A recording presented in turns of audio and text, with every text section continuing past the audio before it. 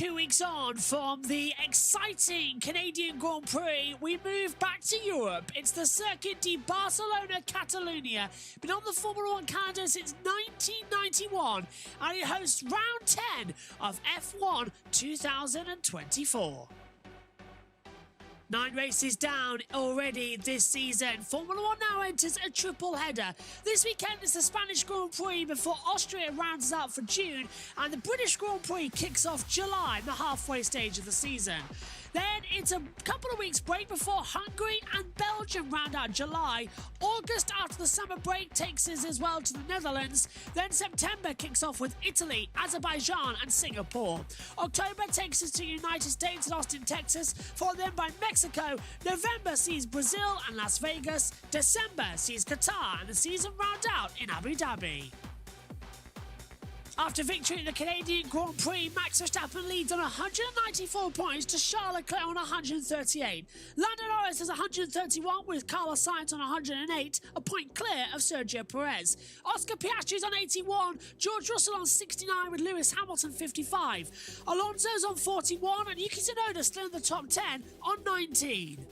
On the second page, Lance Stroll has 17, Danny Ricciardo is on 9. Ollie Behrman still with those 6 points from Saudi Arabia, same with Nico Hülkenberg. 3 points for Pierre Gasly and 2 for Alexander Albon and Esteban Ocon. Kevin Magnussen's on 1 point. Zhou Guanyu, Valtteri Bottas and Logan Sargent still no points.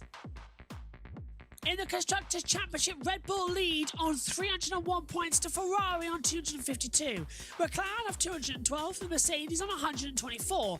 Aston Martin have 58 with RB on 28. Haas have 7, Alpine 5, Williams on 2. Kick Sauber still pointless so far in 2024.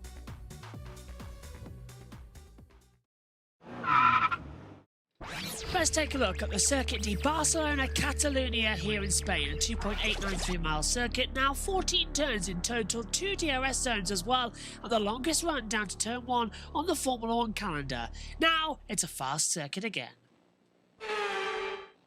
Get a good exit out of the last corners as well. Fast, flat out, full power now, down towards turn number 1.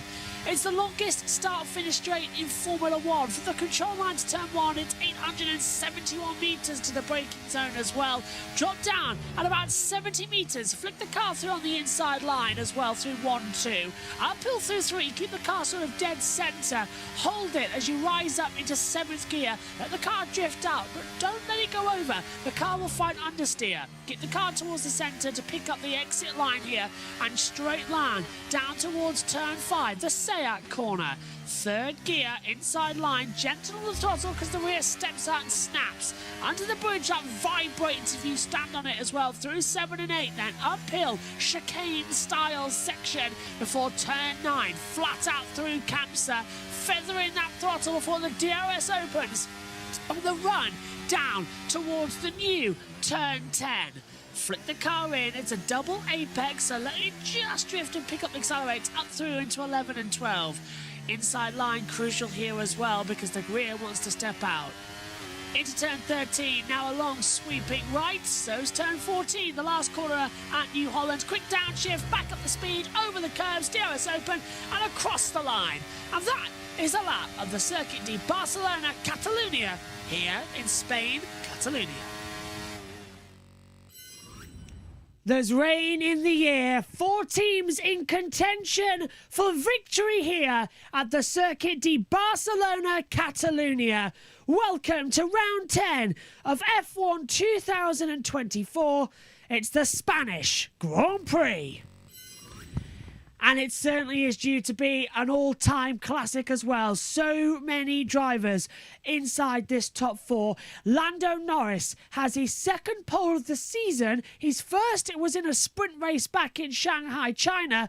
But officially on the record books, this is his second career pole position. Max Verstappen's alongside him on the front row of the grid. 20 thousandths of a second. That's all it took. We keep having close qualifyings, proving once and for all that Formula One is back. It's the different pole sitter in 4 races with 4 different manufacturers. Verstappen with Red Bull, then we went to Leclerc with Ferrari, Russell with Mercedes, and now Norris with McLaren. It's also McLaren's first pole position here since the 2005 Spanish Grand Prix. The very day that Ollie Behrman was born was the last time McLaren was on pole position here. Ollie Behrman, as Will Buxton puts it, is now a time representation. Unbelievable. Alongside me in the commentary box for today's action is Jess Ball. Megan Burge will be here when the lights go out. Omi and Josh T are in the pit lane as well. But Jess, building up to the race, this has got all the hallmarks of just going to be absolutely fantastic. Weather, great track action as well, tyre strategies like we saw last year. It's unpredictable. Yeah, it is. And if we get rain, it'll be the first time since around about the 1990s. The weather's meant to be overcast as it stands, but there could be a chance of rain in the afternoon. So they have multiple challenges to deal with, the teams, but I'm sure they could deal with it as well. And it's not the first race where we saw Max Verstappen and Lando Norris battle against each other for the win. We've seen it multiple times now, and we get to see it again. It's great to see Lando Norris come to his own, and Max Verstappen is actually working for a race victory. It's all set to be a really cracking Grand Prix. It's going to be electric as well. I don't know if Omi or Josh T are near a microphone, but hello to Paul. I'd love to get your quick actions during the build-up. But right now, we're going to hand over to Sky Sports F1 as it's time for the green light to go on and the pit lane to open. Down to Simon. Welcome back. It has been so close all weekend. We're hoping that will continue today. 40 minutes away from the start of the Spanish Grand Prix. Cars beginning to fire up. Let's head to Karun Chandok.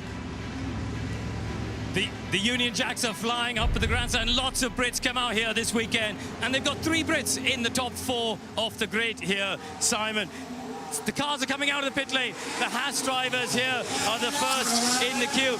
Now, tell you what, the wind is starting to pick up. It was quite low this morning when we arrived at the circuit, but the wind has picked up here. Here comes Max Verstappen. He's gone straight out. He's not done a practice start, nor has his teammate there, or Sergio Perez. But Lewis Hamilton, here he is, doing up right behind Daniel Ricciardo there. Hamilton starting 3rd on the grid, crofting. This is going to be a fantastic opportunity for Mercedes to try and get another podium. Pierre Gasly, the best qualifying of the season for them, 7th on the grid. Great result. Fernando Alonso, he will start the race on a fresh set of tyres. There goes George Russell. He'll come back for a practice start. I'm looking down the pit lane and I see the McLaren coming towards me. This is Oscar Piastri coming through here. Oscar had a poor run in qualifying, but we'll see if he can come through in the race there. Anthony Davidson, you've made it up to the top of the tower. The cars are heading around the track and hopefully coming your way, but down at the end of the pit lane, lots of practice starts because, as you know, and it's 600 meters down to the first corner. The start is super, super important, especially as we head into this headwind. Yeah, thanks very much, Karun. It's a great vantage point, as you well know, standing on top of this tower. It's my first time here this weekend, and what a time to do it. We've got turn 9 exit just behind me as the cars come streaming through now. I'm surprised, actually, how much they're pushing, trying to get a feel for the car, the tyres under them. And you've got that DRS line, don't forget, as one of the Mercedes comes past us now, it's George Russell. So they're out there now getting a feel, coming back through the pit lane as well, relaying that information to their engineers. I wish I could stay up here for the whole time watching the race today, but I'll be down at the Sky Pad while you're in commentary alongside David Croft. Over to you, mate. Thanks ever so much indeed, and this is brilliant, isn't it? Packed crowd, sun's coming up, coming out, track temperature ramping up as well. Karun's down with the noise, Ant's got the best vantage point, and Lando Norris is on pole for the second time in his Formula One career. And as Karun mentioned, 3 British drivers in the top 4 on the grid for the first time since Sochi in 2021. And yes, you're right, that was the last time Lando Norris was on pole in Formula One. But it's not where you start, it's where you finish. And have McLaren got that race pace today so that Lando Norris can hang on to his advantage? Zach Brown, the CEO, has already said we don't really like it when it's hot. They don't want this track temperature to go up any more than it is now, hovering at about 41 degrees. Max Verstappen starts on the front row. He had the best race pace in the simulations on Friday. Can he make it 5 wins in a row when he started in 2nd place and a 3rd win in a row here in Spain? Max and Lewis Hamilton have won the last 8 Spanish Grand Prix between them. So it feels like the wind has picked up strongest of the weekend. And it's 3.5 meters per second at the moment. That is double the wind speed that we had in qualifying yesterday. Lewis Hamilton starts 3rd today.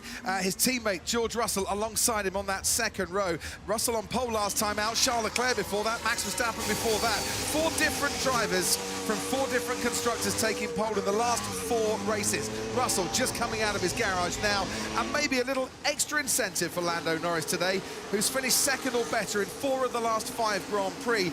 If he wins today and outscores Charles Leclerc by more than 7 points, he'll move 2nd in the championship, and that, Simon, will be for the first time in his Formula One career. Thanks, Crofty. Yes, it's quite the incentive, isn't it? But when you think about Lando and Max up there, they're the lone wolves. You've got then 2 Mercedes and 2 Ferrari, because Oscar Piastri made a bit of a hash of his one flying lap in Q3 yesterday. And then Sergio Perez, again, with a 3-place grid penalty. He just hadn't been able to get on the pace of his teammate all weekend. When it's now getting tighter and tighter every single week, how important is it that Perez in particular ups his game? He's got a lot of work to do today. Yeah, I think it was Ant was basically making the point that although he's probably about the same distance as he ever was from Max's qualifying pace, unfortunately you can fit about 8 cars in that gap now. So there he is, but he has got the grid penalty as well from Canada. So he's poor guy has had a terrible run of luck the last few races, but the gaps are very, very small. But all credit to the Alpines then, because I mean, if you talk about cars, teams making progress, you know, we talk about McLaren doing fantastic progress. They've done a fantastic job this year, but they don't know why they're quick. They've made it into the top 10. Well, you'd think they'd be shedding weight at some point, because that was one of the key things at the start of the season. They were a car that was so heavily overweight. But yeah.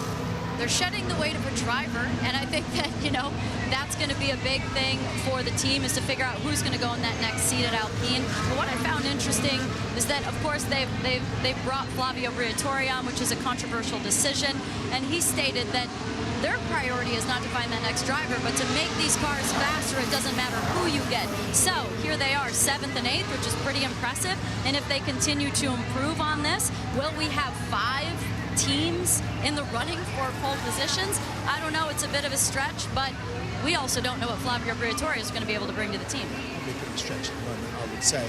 Mercedes, Piastri and Alpine only have used sets of softs, by the way, in the top 10. You wonder how much of that's going to be an issue. That is Lewis making his way to the front of the pit lane and getting himself all set as we approach half an hour to go until lights out. We've seen lots of cars with upgrades this weekend, none more heavily upgraded than Ferrari, but for those uninitiated, what do upgrades mean? How important are they?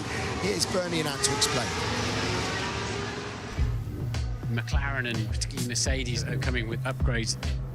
Ferrari's really put the pieces together.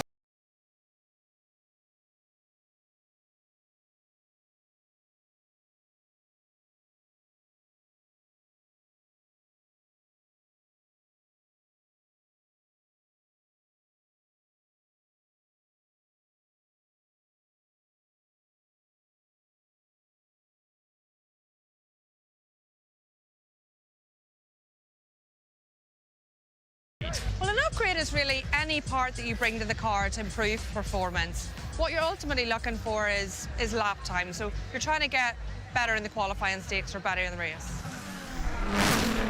Why do we have them, and more specifically, what can you change to the car to bring that performance that the driver's looking for? The big thing is, at the end of every debrief, we say to the driver, what do you need to go faster?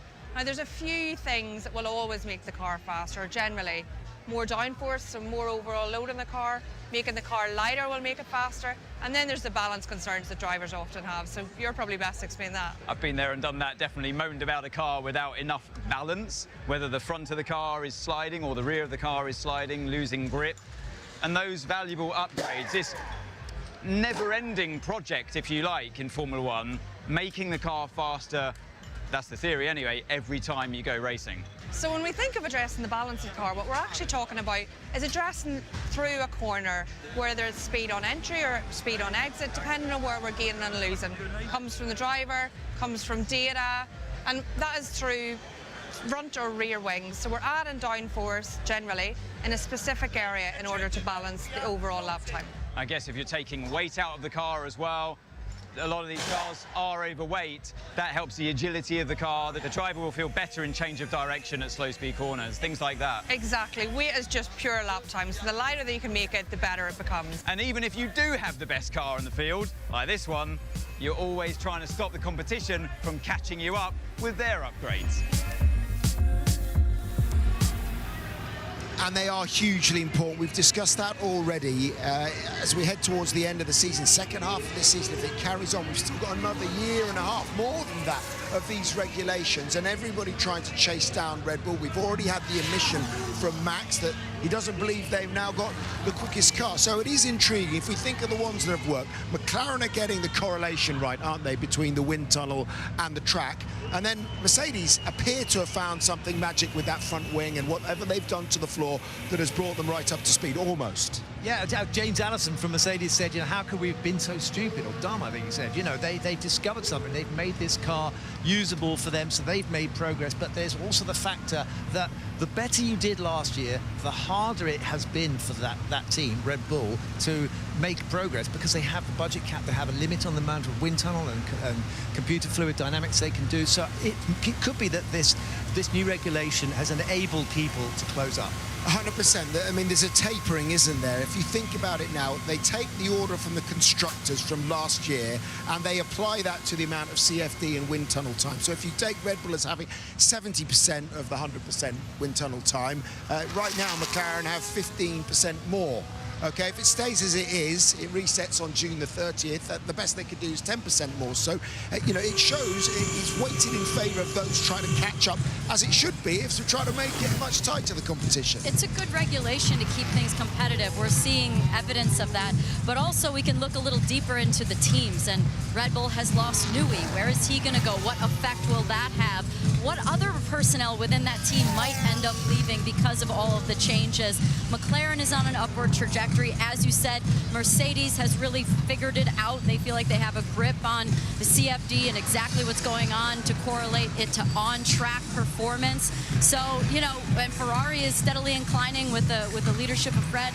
I think that we're going to see what we've seen so far this season with the trajectory of the teams, I think is going to continue. I think Red Bull will continue to decline. I think those three teams I just mentioned will continue to get better. Yeah, a lot to do, potentially a lot of talk about those front wings flexing, getting the relationship between the aero and the suspension as close to Red Bull, who've nailed it from the start as they possibly can, and they feel like they've done that now, Mercedes, and so too do some of the other teams. And no question marks from the FIA as yet as to the bending or the flexibility of those front wings. We could see a variety of strategies today. To discuss that, let's go back to the Skypad and rejoin Ant and Bernie. Well, Bernie, it's a very competitive weekend so far. All the teams, they fought hard for pole position. All the long runs look competitive as well. What are we looking at coming in today? Yeah, well, the big thing today is it's a very different day to what we had on Friday when we did the long runs, and that's what teams are going to have to really react to. It's going to be really difficult out there. A few things to note is just on the conditions that we have. We've got a similar-ish ambient, but with the cloud cover, much lower track temperature, so teams are going to have to think on their feet with the tyres. A few other things to say about this track. We've got a 40% risk of safety car, a 23-second pit loss. The reason we say no percentage risk of VSC is we've not had one in the last 5 years. So it's all or nothing when it comes to double yellows turning into a safety car, no VSC risk. And yeah, like you say, a change of wind direction and speed as well will keep them on their toes. The next one to look at is this part here, so the strategy, how it might play out today in terms of those tyres available and the stints that they can do. Yeah, and the big thing for teams is how good or bad is a soft tyre going to be. They're really going to have to figure that out as they go through the day. That's going to be the big excitement, important between the pit wall and the drivers to get the feedback. The number one strategy we think potentially is the soft, medium and then the hard tyre in the final stint. It is a track position race, so getting that first pit stop bang on is going to be so important to your position after it. Alternatively, we could see a few start on the medium, fit the hard, and then a soft for a final stint for some overtaking when the cars are a bit more fanned out. Very alternative, 3-stop. If you're stuck in traffic, can you box later in the race and really get a tyre delta on others? So this one here, that's your 3-stopper, that's how it might look. Yeah, exactly. But you're going to need enough soft tyres available to make that happen. And to overtake. And then finally, speaking of tyres, we have this graph here with this graphic. What are we looking at here? So the big thing to look out for, we think the soft tyre is going to be the preferred start tyre, but the big news is the people that have one new soft available versus those that don't have a new soft. And off the sort of top 10 of the grid, we've got Norris, Verstappen, Leclerc and Sainz, all with a new soft tyre in their pocket. One medium and one hard for the majority, but those 4 are standout because that new soft is definitely going to perform better than the used soft off the line and through the whole first lap. It's something around 2 or 3 tenths. And speaking off the line, this is how it looked last year. We had Max Verstappen at the front and challenged with Carlos Sainz, who got in the slipstream momentarily, and round the outside he tried it on, didn't quite make it work. Max held his ground. Lewis actually losing a bit of speed there, not getting in that slipstream. Russell takes to the outside and actually holds track position. That's key. We've got to look out for that as well today. So yeah, hopefully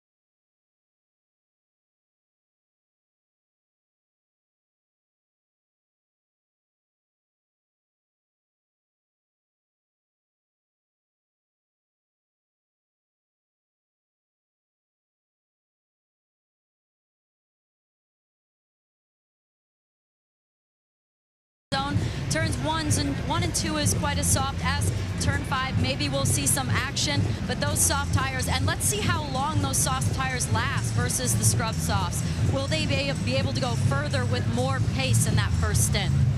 Okay, great stuff. As you can see, well, it's jumping in the grandstands already. It's jumping down on the track as well. The music is building. We all went to see Bruce Springsteen the other day. There were some rumours he might be on here. If you can find them, Rachel and Karun, or you can find him, then Crofty will be very, very jealous. But we're not sure if he's here, so seek him out if you can. Well, that's enough incentive for me, Simon, I can tell you. This grid, Karun, I am so excited about this race today, and you can actually feel the anticipation on the grid right now because we have a proper race on our hands this weekend. Yeah. You've just spotted Rob Marshall down here at the Red Bull at his old team. Yeah, exactly. Well, we've got Dan Fallows right behind you, Lee, and Rob Marshall. You don't work for them anymore. Have you come spying? I'm just making sure it's all in order, yeah. Are they still listening to you?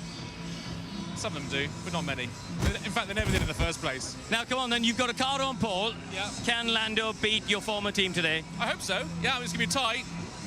They looked pretty quick yesterday. I mean, Lando put a pretty much perfect lap in. And I don't think Max's was quite up there. The car was good. Yeah. Is the McLaren the fastest car on the grid? We were having this debate in the office. Is the McLaren now the fastest car on the grid? No. Oh, you still think Red Bull is? I think they're faster, yeah. Yeah, we're in front of them at the moment, so hopefully we can stay there. All right, well, that settles that debate. Let's take wander a on. wander down the grid, because we've got a lot of the dignitaries coming through now. Stefano Domenicali's just passed us through here as well. Fernando Alonso's Aston Martin on our right. Oscar Piastri had made that mistake in Q3. That really cost him, didn't it? He should be up there. He should be 7th, is what Andrea Stella, the team boss, was saying today when Crofty and I went to see him. So it's cost him a few places on the grid, but he's been 3 or 4 tenths behind, Rachel. All weekend long, he's just not been in a happy place with the car, with the balance of the car, in the way that Lando has. So I think we'd say Flavio Briatore there, Shall Rachel? I go and try and get a word? Because the team have done something this weekend that they haven't been able to do this season. Flavio, could I get a quick word, Flavio? Would it be okay for a quick word? Flavio, your first race here, having joined the team as an executive consultant, and they put it in 6th and 7th on the grid. 7th and 8th even. No, I just arrived. I need few days for understand, you know. But I'm very happy. Okay. And Flavio, can you tell, hi, how are you? Well, tell us, what are the areas you're first going to be looking at? Is it the team structure technically, or the driver, all of it? I am, you know, I am nominated from the chairman in the company. I do everything necessary to make the team competitive. Okay, but you don't know yet what that is. You're still looking. Just arrived. Give me today. Okay. Give him a chance, give him a chance. day. I hear that they're impressed with David Sanchez, though, so far since he's joined the team and the direction he wants to take it in. We've got the Ferrari on our right here of Carlos Sainz, out-qualified by Charles for 6 races in a row now, 6 race weekends in a row. I think he was a bit gutted about this one in particular, Rach, because he was ahead of Charles, it seemed, all weekend, was happier with the car. Charles on Friday in particular didn't seem happy at all with it, but as qualifying unfolded, Charles just tipped him by a couple of hundredths there. So, but Carlos, 100% scoring record here on home ground. He scored points 9 out of 9 times. We'll see as the race unfolds. Tell you what, though, the track temperature is ramping up, Rach. It was down in the low 30s. It has now gone up into the low 40s. So these cooler temps that McLaren and some others were hoping for doesn't seem to have appeared. Well, I'm just down here now behind the Mercedes down here of Lewis Hamilton and Karun Gerard Piqué, Spanish footballer, very famous in these climbs. Just having a quick word here at the moment with one of our colleagues. Let me grab a word. Gerard, can I grab a quick word for Sky Sports? One quick question. Who's going to win today? Excuse me, I have to do a lot of interviews. Verstappen is the favorite. Norris is there. I don't know. Let's see. Let's enjoy the show. Thank you very much. Thank you. Right, Karun, where have you gone? I'm right behind you, Rach. I'm here. There's a lot going on. It's a busy old grid, this one, I tell you that. It is really busy. It's chaos down here at the moment. Now I'm standing in front of the other Mercedes right now, and I found Sir Ben Ainsley, so I'm going to see if I can grab a very quick word once he's finished this conversation in front of the car down here, and just catch a word with Sir Ben and also his lovely wife Georgie, Lady Ainsley as well, who we know very well. Hi, Sir Ben. Can we have a quick chat with you both? Listen, many congratulations. We saw you out with the guys on the Ineos Britannia earlier in the week. They were to dab hands at sailing it, I understand, your America's Cup boat. They were pretty good, the drivers, when they had a go. Yeah, they were great. Lewis wasn't feeling too well, so he didn't come on the water, sadly, but George came out. You could tell he's got a natural feel for it. And what was really impressive was Toto. We had him on the cycle pedestal, and his sprint was 1,500 watts, which is seriously impressive. So he's now got a new move. We have a moment where we had to ease all of the sails out, pull them back in. That's the Matt's power move, and that's now the Toto. Leg power. This used to be your job. You used to be here with us. It's very weird, isn't it? It's so nice to see you all, can I just say? It's so lovely. And you're doing an amazing job as ever. I mean, is he drinking some Fernando Alonso's secret sauce, the anti-aging sauce here? Because he's still going strong. I know. How is that still possible? I'm nervous because he had George out on the boat racing behind the steering wheel. How filming this week, and he keeps eyeing up these cars, and I'm thinking, no. So you fancy going one of these Formula One cars? Yeah, I don't know, for some reason it wasn't reciprocal, I don't know why. All right, enjoy your day, Listen, guys. thank you so much for talking to us. Lovely to see you both. Right, we're going to make our way forward to the front row because this top four, Karun, to have 3 Brits in the top 4 is fantastic. It's been, Sochi 2021, and we're looking forward to them all really challenging today, challenging Max Verstappen. Yeah, you know, this is what we've been hoping for, isn't it? This convergence here of getting more cars up there, and we've got it. We've got 4 people up here. Up on the left, by the way, Will Joseph Lee leaning against the wall. He looks very relaxed for a man who's got to strategize to win. He looks calm. You're looking very, very relaxed. How's your boy feeling? Yeah, it's fine. I mean, it's a short walk over to our garage, so he's just popped over. But no, we're all good. We treat it like every other race. Now, listen, I was saying before, it's 594 meters to the first apex. Can you defend against the slipstream? What have you guys talked about in terms of defending against the slipstream to the first corner? I mean, you know, you go back and you watch videos and see what other people have done in the past, and you try and make whatever learning you can. But you've still got to react to what happens at the time, and Lando will have prepared himself for that. Right, good luck, Will. Thank you. I'm going to go and find Zach Brown at the moment because I can see him in front of the car, and I want to have a quick word with him because this is a huge moment for Lando. If I could get a quick... I'll let you take your photo, Zach. Take the selfie in front of the pole sitter. Zach, tremendous job from Lando yesterday. Obviously, this isn't the ideal circuit to start on pole because it's the slipstream that Max could get down to turn 1. Is it going to be the longest 11 seconds of Lando's life? Now that you've told me it's 11 seconds, I'm going to be staring at my watch. So, yeah, you know, turn 1's pretty important here, as it is at all tracks, but hard to pass around here. But I got confidence that Max and the 2 Mercedes are very quick. So it should be a good race. Zach, it's been a turbulent weekend for everyone off track in the motorhome. We saw a wonderful gesture. You guys invited the firefighters back and letting them meet the drivers.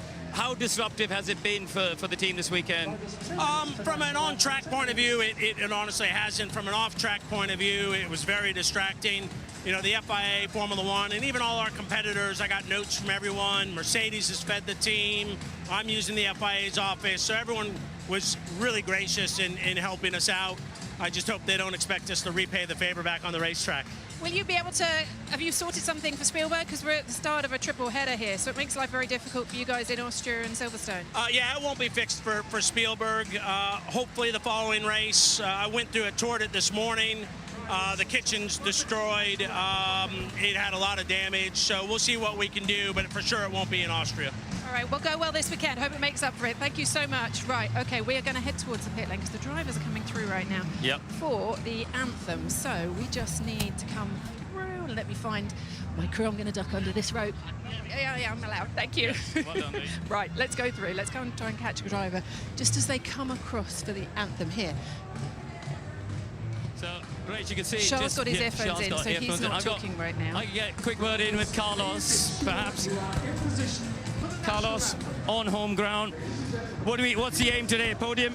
Yeah, that's the main target. I think it will be tough fight with the Mercs. I think Lando and Max are a bit of a step ahead, so we'll do our best to try and get that podium. Okay, I don't want you to get a fine, so I'll let you get in place for the national anthem. Let Carlos get in place. Lewis just joining now, the umbrella room. Pierre Gasly behind him, as we mentioned. That 600-meter run just under down to turn 1 going to be so important. 11 seconds for Lando Norris to hold on. Second pole of his career. The first one was in Russia in 2021, of course, and we all remember what happened there, don't we? He called that lap a work of art yesterday around this Barcelona circuit. So, can he complete the masterpiece today with a win? Dignitaries have gathered, the drivers have gathered, and it's time for the Spanish national anthem.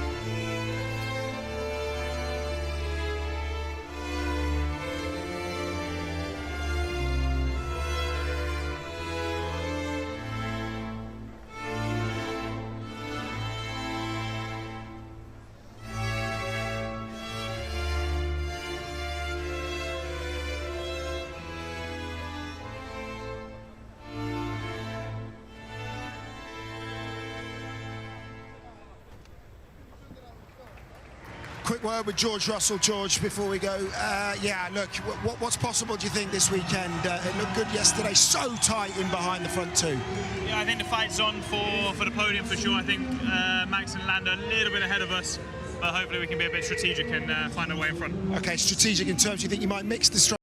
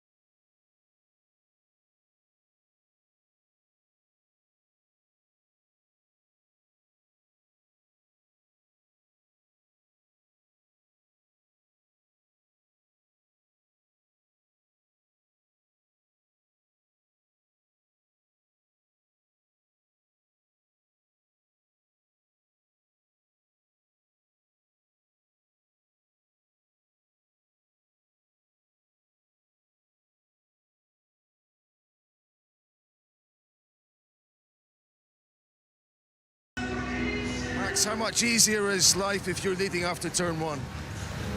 Well, I mean, naturally, I think you would always want to start first. It always gives you a couple of meters extra, but it's a long way to turn one, but it's not, you know, it's not where the race is going to be decided. It's such a long race with a lot of deck as well, so a lot of things can happen. Good luck. Nothing phases Max Verstappen, no doubt about it. He's been there, done that now, and I suppose that's the thing. When you're a multiple championship winner, it doesn't matter. You're still starting from the front row of the grid, and he's won his last 4 from second. Yeah, I think he knows he can be patient. He's going to wait and see if he's going to be able to play a waiting game with tyre deck and stuff like that. There's no rush. He's a very wily driver. He's had the luxury of a lot of speed the last couple of years, but let's think back to the competition with Lewis a couple of years ago for the championship and how close they were racing. They were crashing each other. Is he going to be brought to that same level of push and aggression as he was then? Because he knows he needs to do that if he's going to grab these wins. Pick me a winner. Oh, I think Lando's got a chance. It'd be great if he actually cracks this one. I kind of think Max might pull it off. Okay, there we go. Split decision on the front row. Wonder how you're feeling at home. As we mentioned, 3 British drivers inside the top 4, but that man with the second pole position of his career. Can he go on and convert it? We are not far away from finding out. Spanish Grand Prix is next. Can't wait to see how this one turns out as well here for round 10 of the 2024 season. Just trying to get multi-viewer up here in the comms box as well. Let's get back to Jess, though, and let's have your thoughts on this race coming up. Who do you think is going to be victorious as well, or is it just too unpredictable? I don't know. I think it's got to be between one of two people, either Verstappen or Norris. Both of them have been looking consistent all weekend. I think they're a step ahead of everyone else. So I think my money is on one of those two, but it's going to be close between one it is. I think the Ferraris might have something to say in terms of trying to overtake the Mercedes. And Mercedes are looking quite close as well, as long as they don't make contact like we saw Hamilton and Rosberg during 2016, though. Good point. And teammates crashing this weekend have been this thing as well. Invictus in F2, Trident in F3 as well. Josh T is going to be in the pit lane for us for this one as well before he heads off to British Touring Car Championship in around about 25 minutes or so. JT, are you there? No, he's not there. Oh, Hello. Yes, he is. I can see him on the mixer. Hello. He's got the control screen. It looks lovely. Yes, I can see the control screen just in front of me as well. So, hello. What are you making of this one then? Who do you think is going to be victorious? Well, I've got pick a winner, Max, but I will not be surprised and I will be happy if Lando gets it done. I've got to type that as well. Could somebody just send in the Grid Network chat that my pick a winner for this race is Lando Norris? Thank you very much. Oh, I need to do mine as well. Thank you, Jess. If you could do both of ours. Mine's Norris. I'm gonna go bold. I'm gonna go Norris as well. So. Alright, I'll message Joe now. I'm going Norris. Can someone say that as well, please? Thank you. No, Josh T, I'm doing it in a Grid Network chat for me and Josh. It's all good. And Omi, don't forget Omi. Otherwise, yeah, I was all getting ready to go. Let us know who your chat is as well. Back there at home, let us know who you're rooting on as well to win this event. Let's take a look. Paul says, hello all. I won't be at won't be at North Hampshire Motor Speedway today due to a possible tornado warning. Hopefully NASCAR rescheduled. So it looks like the NASCAR race could be on for Monday as well. We'll keep you updated here on JB Motorsports throughout the day. We'll still go on air at the scheduled time. Thank you, just in case anything changes. JT, quickly on that, do you reckon NASCAR will happen today? I don't think so. No, I don't either. If there's a tornado warning, I hope they reschedule that race, and hopefully everyone is staying safe over there. Here in Formula One, though, there's a 20% chance of rain. Lando Norris lines up on pole position for the third time in his career, but for the second time on Grand Prix Sunday. Can the Brit take home a second win? It's time to find out. Here it comes, the Spanish Grand Prix.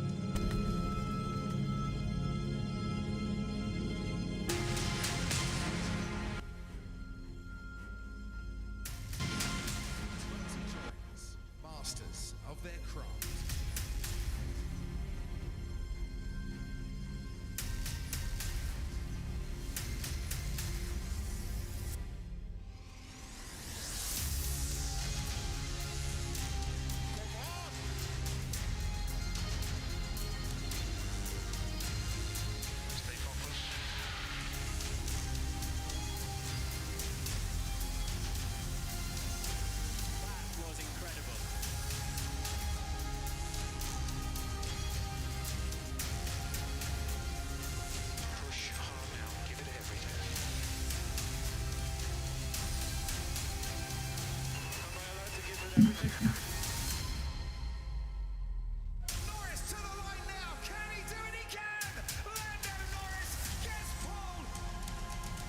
My lap was a work of art.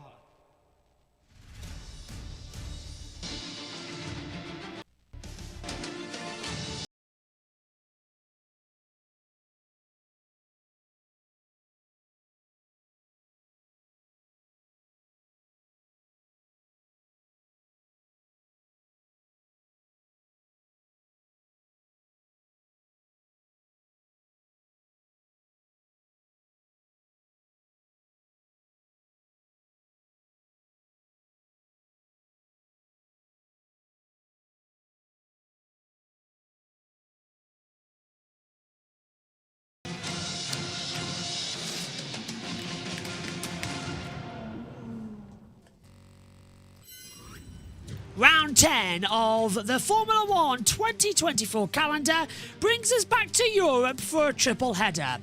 The Circuit de Barcelona Catalunya first roared onto the Formula One racing scene in 1991, where on the run down to Turn 1, the legends of Nigel Mansell and Ayrton Senna were wheel to wheel.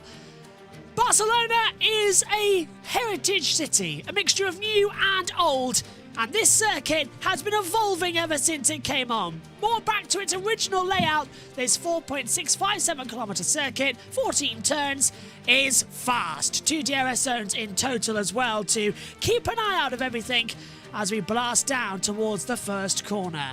Pirelli have brought tyre compounds here this weekend. The hardest, C1 hard, C2 medium, C3 soft. The soft, 4 to 5 tenths a lap slower. The hard, 6 to 7 tenths a lap slower as well.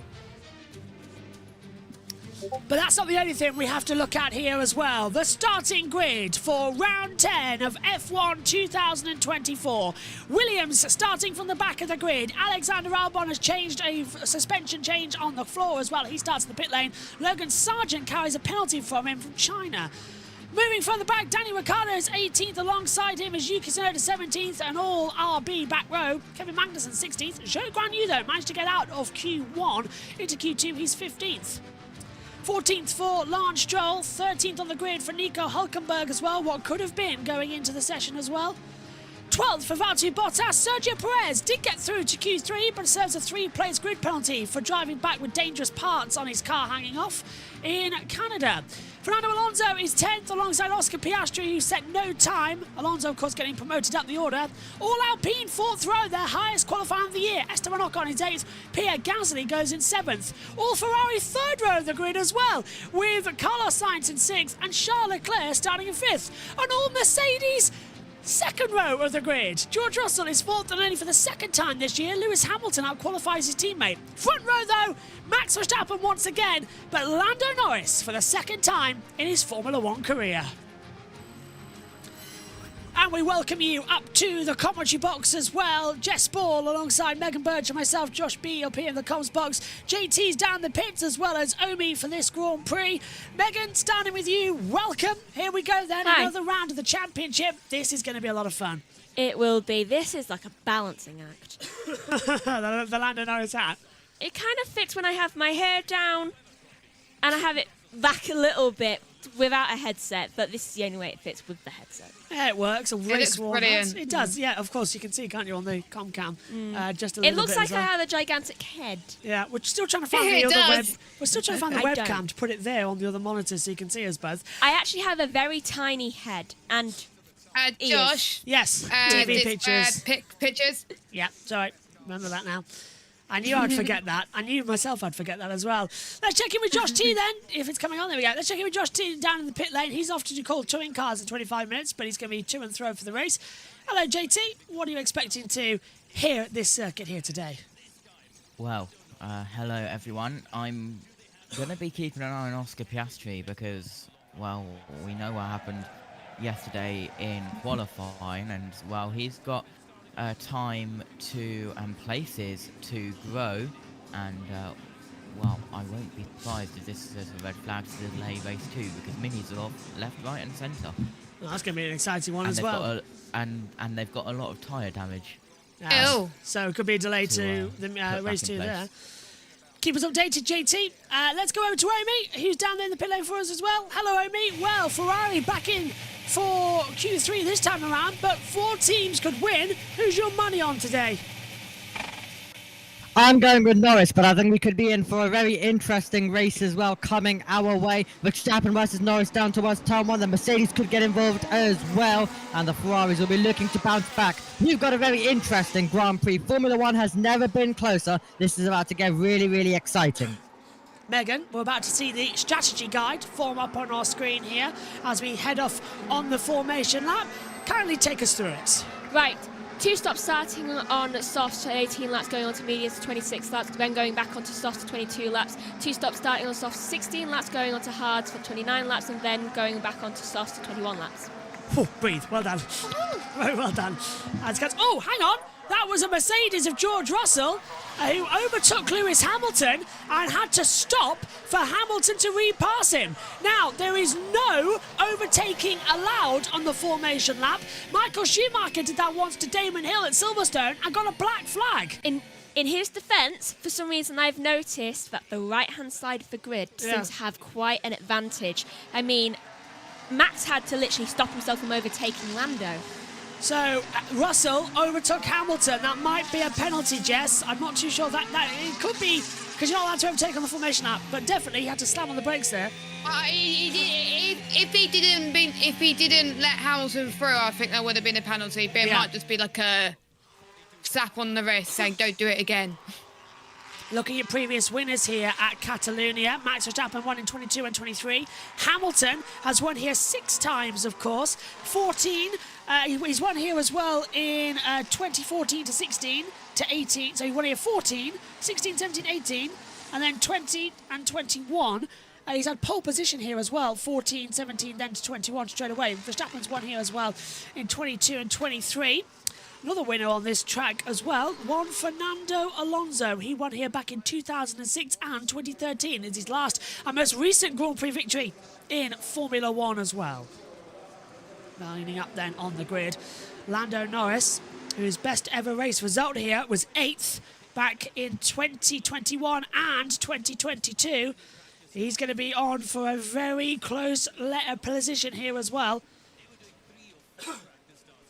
the tension starts to rise, doesn't it? You can feel it building.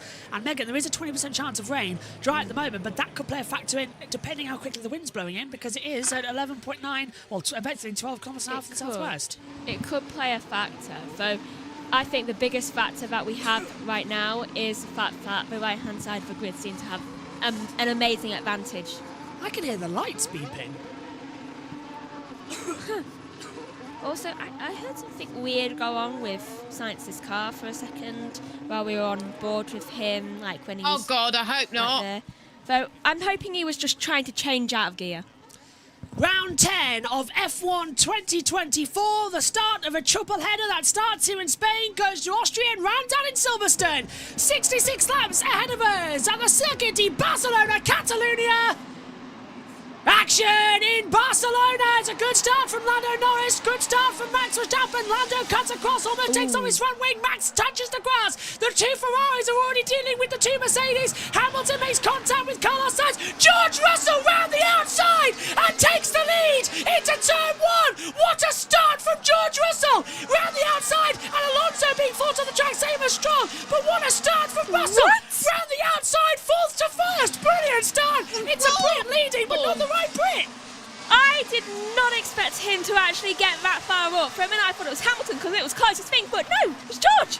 Forward press from the back. Sergio Perez under pressure as well, with Hülkenberg and Alonso dropping places. Perez now getting in the mix as well. Wheel banging between the two of them. Hülkenberg starts and shuts the door. Perez has to drop back into 11th position. Hülkenberg takes 10th. I swear there's wing damage there for Esteban and Ocon, but George Russell leads. Max Verstappen is second. Lando Norris is down to third position. Hamilton's fourth. Leclerc, Sainz fifth and sixth. They were battling with the two Mercedes down to turn one. Russell had nowhere to go, just dive bomb around the outside. Lance Stroll trying to take the inside manoeuvre there away from Valtteri Bottas, and he's done it. Brilliant, but Bottas had the inside line coming into turn 12, but Stroll drives around the outside. Bottas comes back side by side into turn 13 on the inside line, and Stroll gets it. Fabulous move from Lance Stroll. Jess, what an opening lap. Wow, wow, wow. You see that Russell had a better side on the grid to go to, but I was not expecting him to go into first into turn one. What a very clean move. What a shame for Norris, though, as he lost 2 positions from that. But George has always been looking very good around this circuit, as we're seeing one of the RBs getting into action. I remember, I think, a few seasons ago, it might be last season, actually, where we saw Russell fighting with Verstappen for the race winner, I believe, and he always goes well around it. I think he got a podium last year too.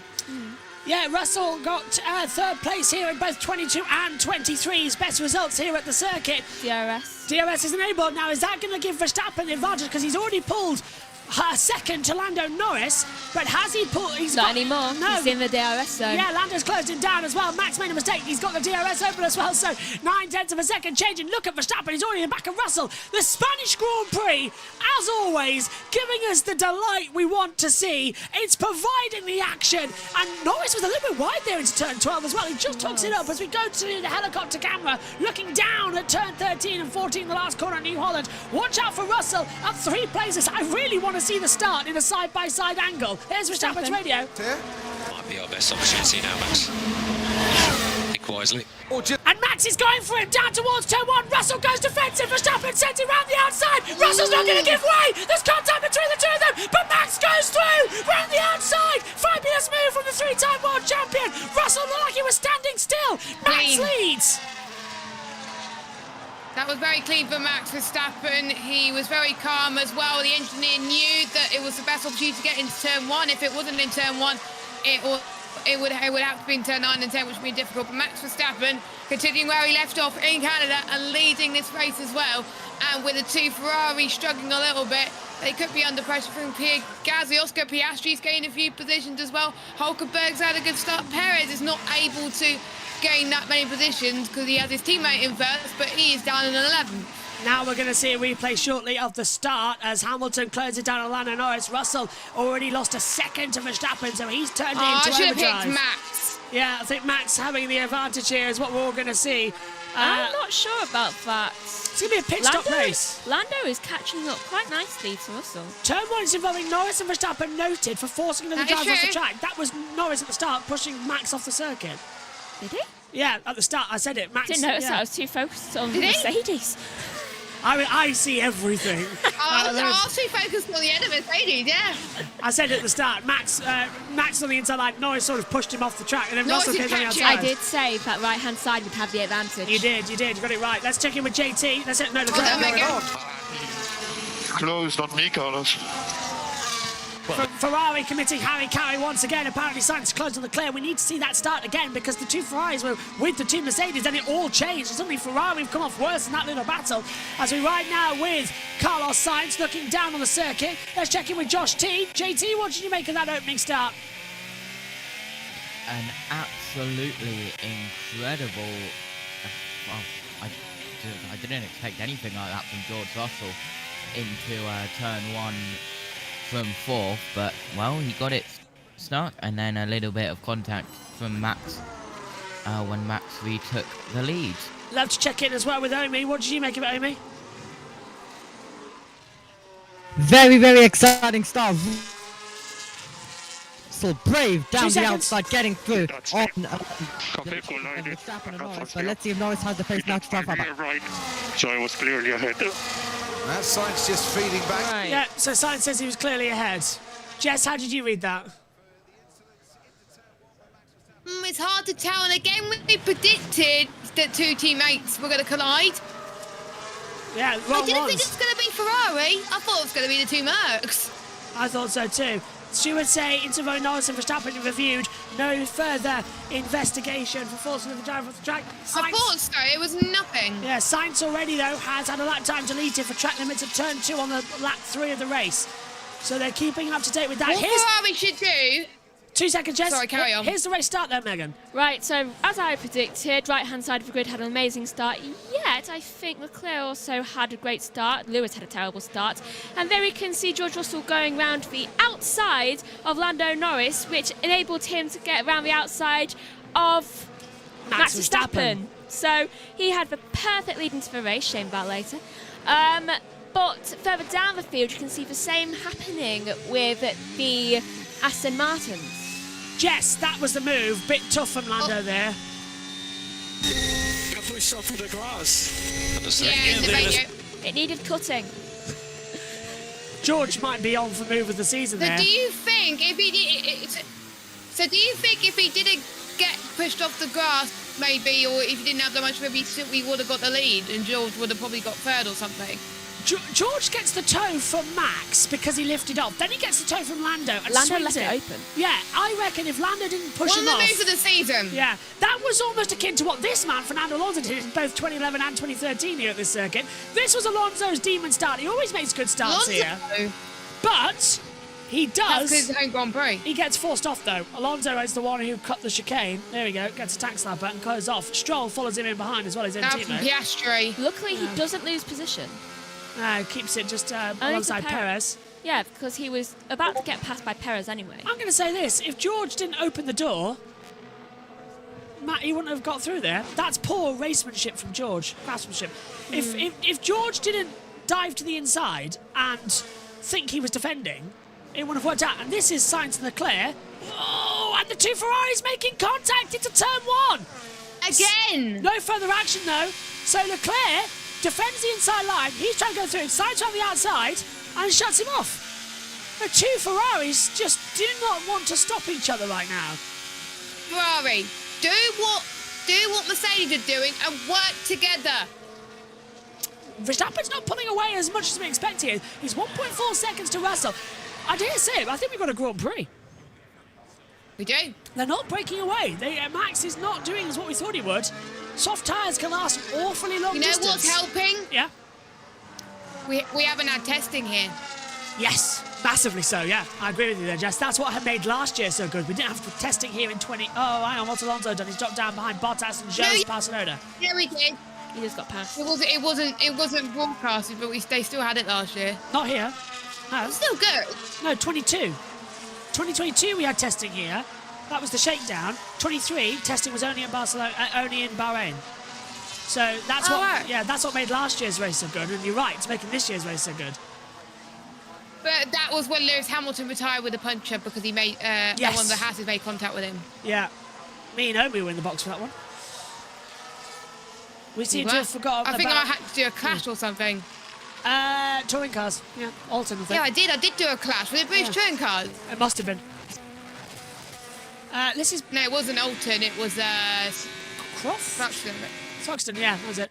Yeah, it was Or Thruxton. Croft. Yeah, it was earlier, Or so it was Thruxton, you're right.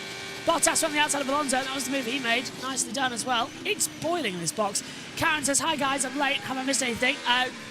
Opening 4 laps. Stellar move from George Russell on the opener. Down to turn 1. Max then got him back. The two Ferraris making slight contact with each other. Norris pushed Verstappen onto the grass at the start of the race. That's about it, really. Not much. But, crucially, Norris is within inside a second of Russell, and Russell is holding everybody up. Here is Russell's radio. Norris. Just confirm pushing at level. More than the others. No, you're not. Sus. George Russell sus. Because he's 1.8 seconds off the back of Verstappen, and Norris is catching him hand over fist. Is it because Red Bull are just quicker, Verstappen is just quicker around this track, period? I don't think so. He's got a 1:19.364. Russell's was a 1:19.857. And then Norris is a 1:22.15. That's their best lap. Last lap time, there's not much between them. 1:20.973 for Verstappen, 1:21.3 for Russell, Norris 1:21.2. So yeah, Verstappen is fast in time here. Upright Forcer says, we seem to have forgotten about Max sandbagging. He doesn't sandbag much anymore, let me tell you that right now as well. Thanks for the update, says Karen. No problem at all. We'll give you a follow race update in a couple of laps' time. No further investigation for science, as we said earlier. That's popped up on your monitors now, watching at home. Lap 9 of 66. Verstappen leads now by 2.2 seconds. Now, Oh, it was 66? Yeah, now it's time to come through. 58 to go. Right, now that I've finally got all the messages written down, I can actually comment. Do you want to take the hat off, because it might be a curse? Yeah. It's certainly making it hard for me to write. Oh, there we go. my headset is weird. Don't know why. Well, I did say, do you want some over ears? But you said, no, I'll have on ears. It's the top that feels weird. Hold on, I'm just... Okay, well, while Megan readjusts her headsets, we're on board with Charles Leclerc, looking ahead to Carlos Sainz. This is the battle for 5th position at the moment. Now we see Alonso. This is down in 14th, Magnussen in 15th place as well. K-Mag's got a nice slipstream on him as he comes out of turn 4 at Repsol, down to turn 5 at Seat. As Megan says, that's better. It was positioning of my hair. It just wasn't feeling natural to the headset. We've got a Wurtz corner here as well, turn 7 Wurtz. It's called there, it's Kamsa. Sonoda lap time deleted. Oh, the Wurtz corner, is it? Turn 6 and 7, yeah. Turn 1 is Elf. Turn 3 is Renault. Turn 4 is Repsol. Yeah, Elf. Yeah. Turn 4 is Repsol. Turn 5 my God. Turn 5 is Seat. Turn 7 is Wurtz. Turn 9 is Kamsa. Turn 10 is Leclerc. Turn 12 is the Bank Sabadell. The Bank Sabadell at turn 12. Turn 13 is on the corner. Turn 14 is New Holland. So they do have track names. On lap 10 already? Yeah, it's flying by. How many laps? How long has it started? Hang on a minute, round the outside. Piastri trying to have a go at Pierre Gasly here for 7th position. Hasn't worked out. Gasly stays ahead through turns 1 and 2. Ricard, hang on a minute. Zhou and Tsunoda. Pits.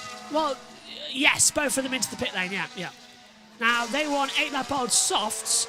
Pit window is lap 15 to 21 on the current tyre. I don't like this. The top 8 are being weirdly steady. Calm is how I'd like to put it. There is no movement going on for people who have DRS. They are specifically keeping it at that level. Yeah, DRS has not been active that much at all in this race as well. You can see if they're on the intervals who's improving, who's not improving on terms of previous lap times. Those flashing green, improved intervals. Those normal are not. Magnussen's opened up his telecam because he's got Alonso just ahead of him as well. We're into turn 10. This is down then at Leclerc for Gasly ahead of Piastri. They've got Ocon, Hülkenberg, Perez behind him. And Verstappen's ahead. You can see on the driver checker. There's Russell, Norris, Hamilton, Leclerc, Sainz. They're all bunched up together. Big gap then to Gasly, and then the rest of the battle as well. Tsunoda, Zhou has jumped Tsunoda in the pit lane, by the way. And they've come out. It's the same teams who are trying to keep it steady. Yeah. Well, 2 by 2, isn't it, really, in the top 6? And both teams have connections to each other. Oh, and that's Sainz trying to have a look at Hamilton into turn 1. Too far back and manoeuvre, I'm afraid, to go. Magnussen's boxing. Magnussen boxes. 9-lap-olds, and he's in. Early. Yeah. Now, Albon started this race on mediums, so he can go longer than everyone else. Zhou and Tsunoda have changed to mediums. Oh. How did Magnussen will go hard? Let's have a look. No, medium. Track temperature is I want someone to. Oh, slow stop for Haas. Slow stop. 4.6 if we actually get it. What is it? Could be worse. Not telling us. Oh, you. Megan really hates this new monitor because of how we've had to put it. Megan really wants me to get one of those dual monitor things below this monitor. I just want to be able to see things. I know. I'm working on it. I can see 90% of the screen. JT, any news on touring cars at the moment? Did the minis go red flag for everyone who wants to cross over on that programme later?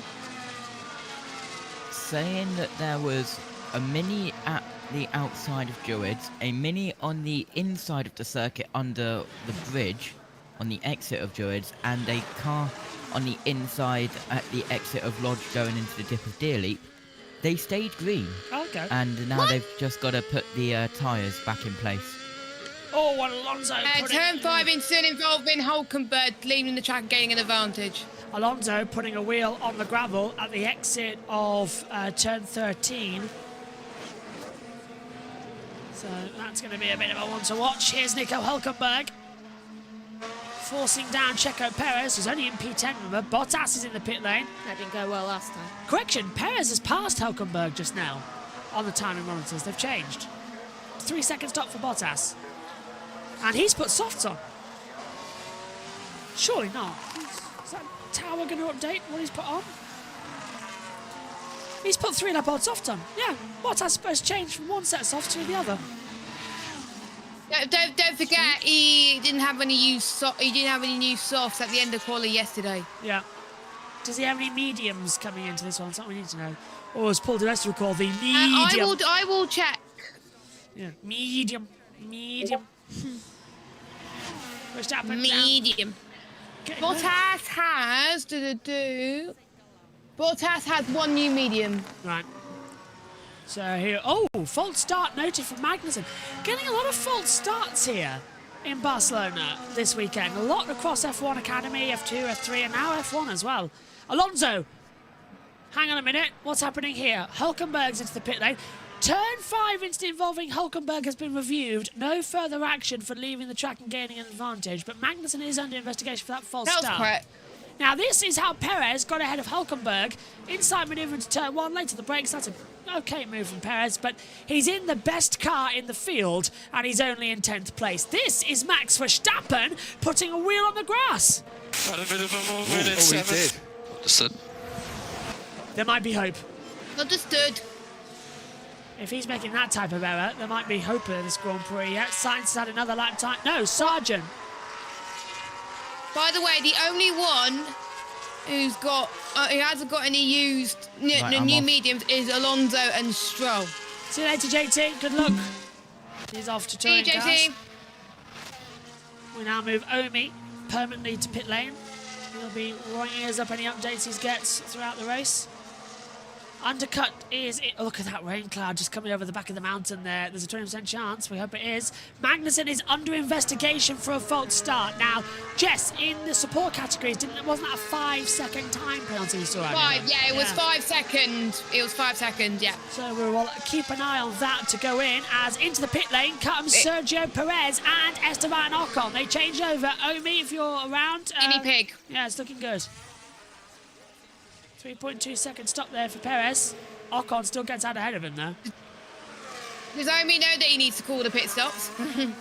Probably not. I gave him that as an option. He's probably just checking something as well. Can they stop doing something only 14 laps into the race? Look at how much I've written. Yeah, me and Megan joked the other day as Bottas passes Zhou. That seems like a team order to me, the way that was shaped, because Bottas is on faster tyres. Me and Megan joked the other day about the fact that in the last few Grand Prix we haven't used all the paper for notes. I think Prix might help. We're considering box driver type. Yeah, way quicker. I'm stuck. Let's do something. And now she's about nearly halfway down the page already on lap 14. You might need to do the unthinkable and write on the back. I will. Yeah. We need to buy a notebook for these things. I'm on it, don't worry. We need a notebook. I'm on it. Then you can just keep it on that desk like that one's there. Verstappen's 3.8 seconds ahead, and then it's Russell, Norris, Hamilton, Sainz, Leclerc. Piastri's past Gasly. I love how on that you can't see me. Yeah, on that one he can. You can on that one. You can on the main camera. Gasly's in the pit lane. Gasly pits, and I don't know. Oh, oh no! Rear right stuck for Alpine. No. And it's a 6.7 second Gasly. stop. And it's a 5-second time penalty for Kevin Magnussen for said false start. And Ocon's going to get out ahead of Gasly. That's going to annoy Gasly. You're telling me he's got another penalty? That's a point.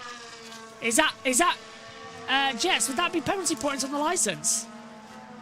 For false start, is that... I will check.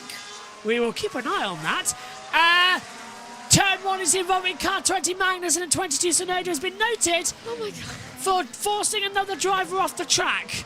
Rain clouds are starting to blow over here at Barcelona, and it's box for George Russell. We should never have said about only using a little bit of the pitch. Yeah, Magnussen might just get that race ban here that he was waiting for. Big lock up for Russell. Now, was he speeding in the pit lane?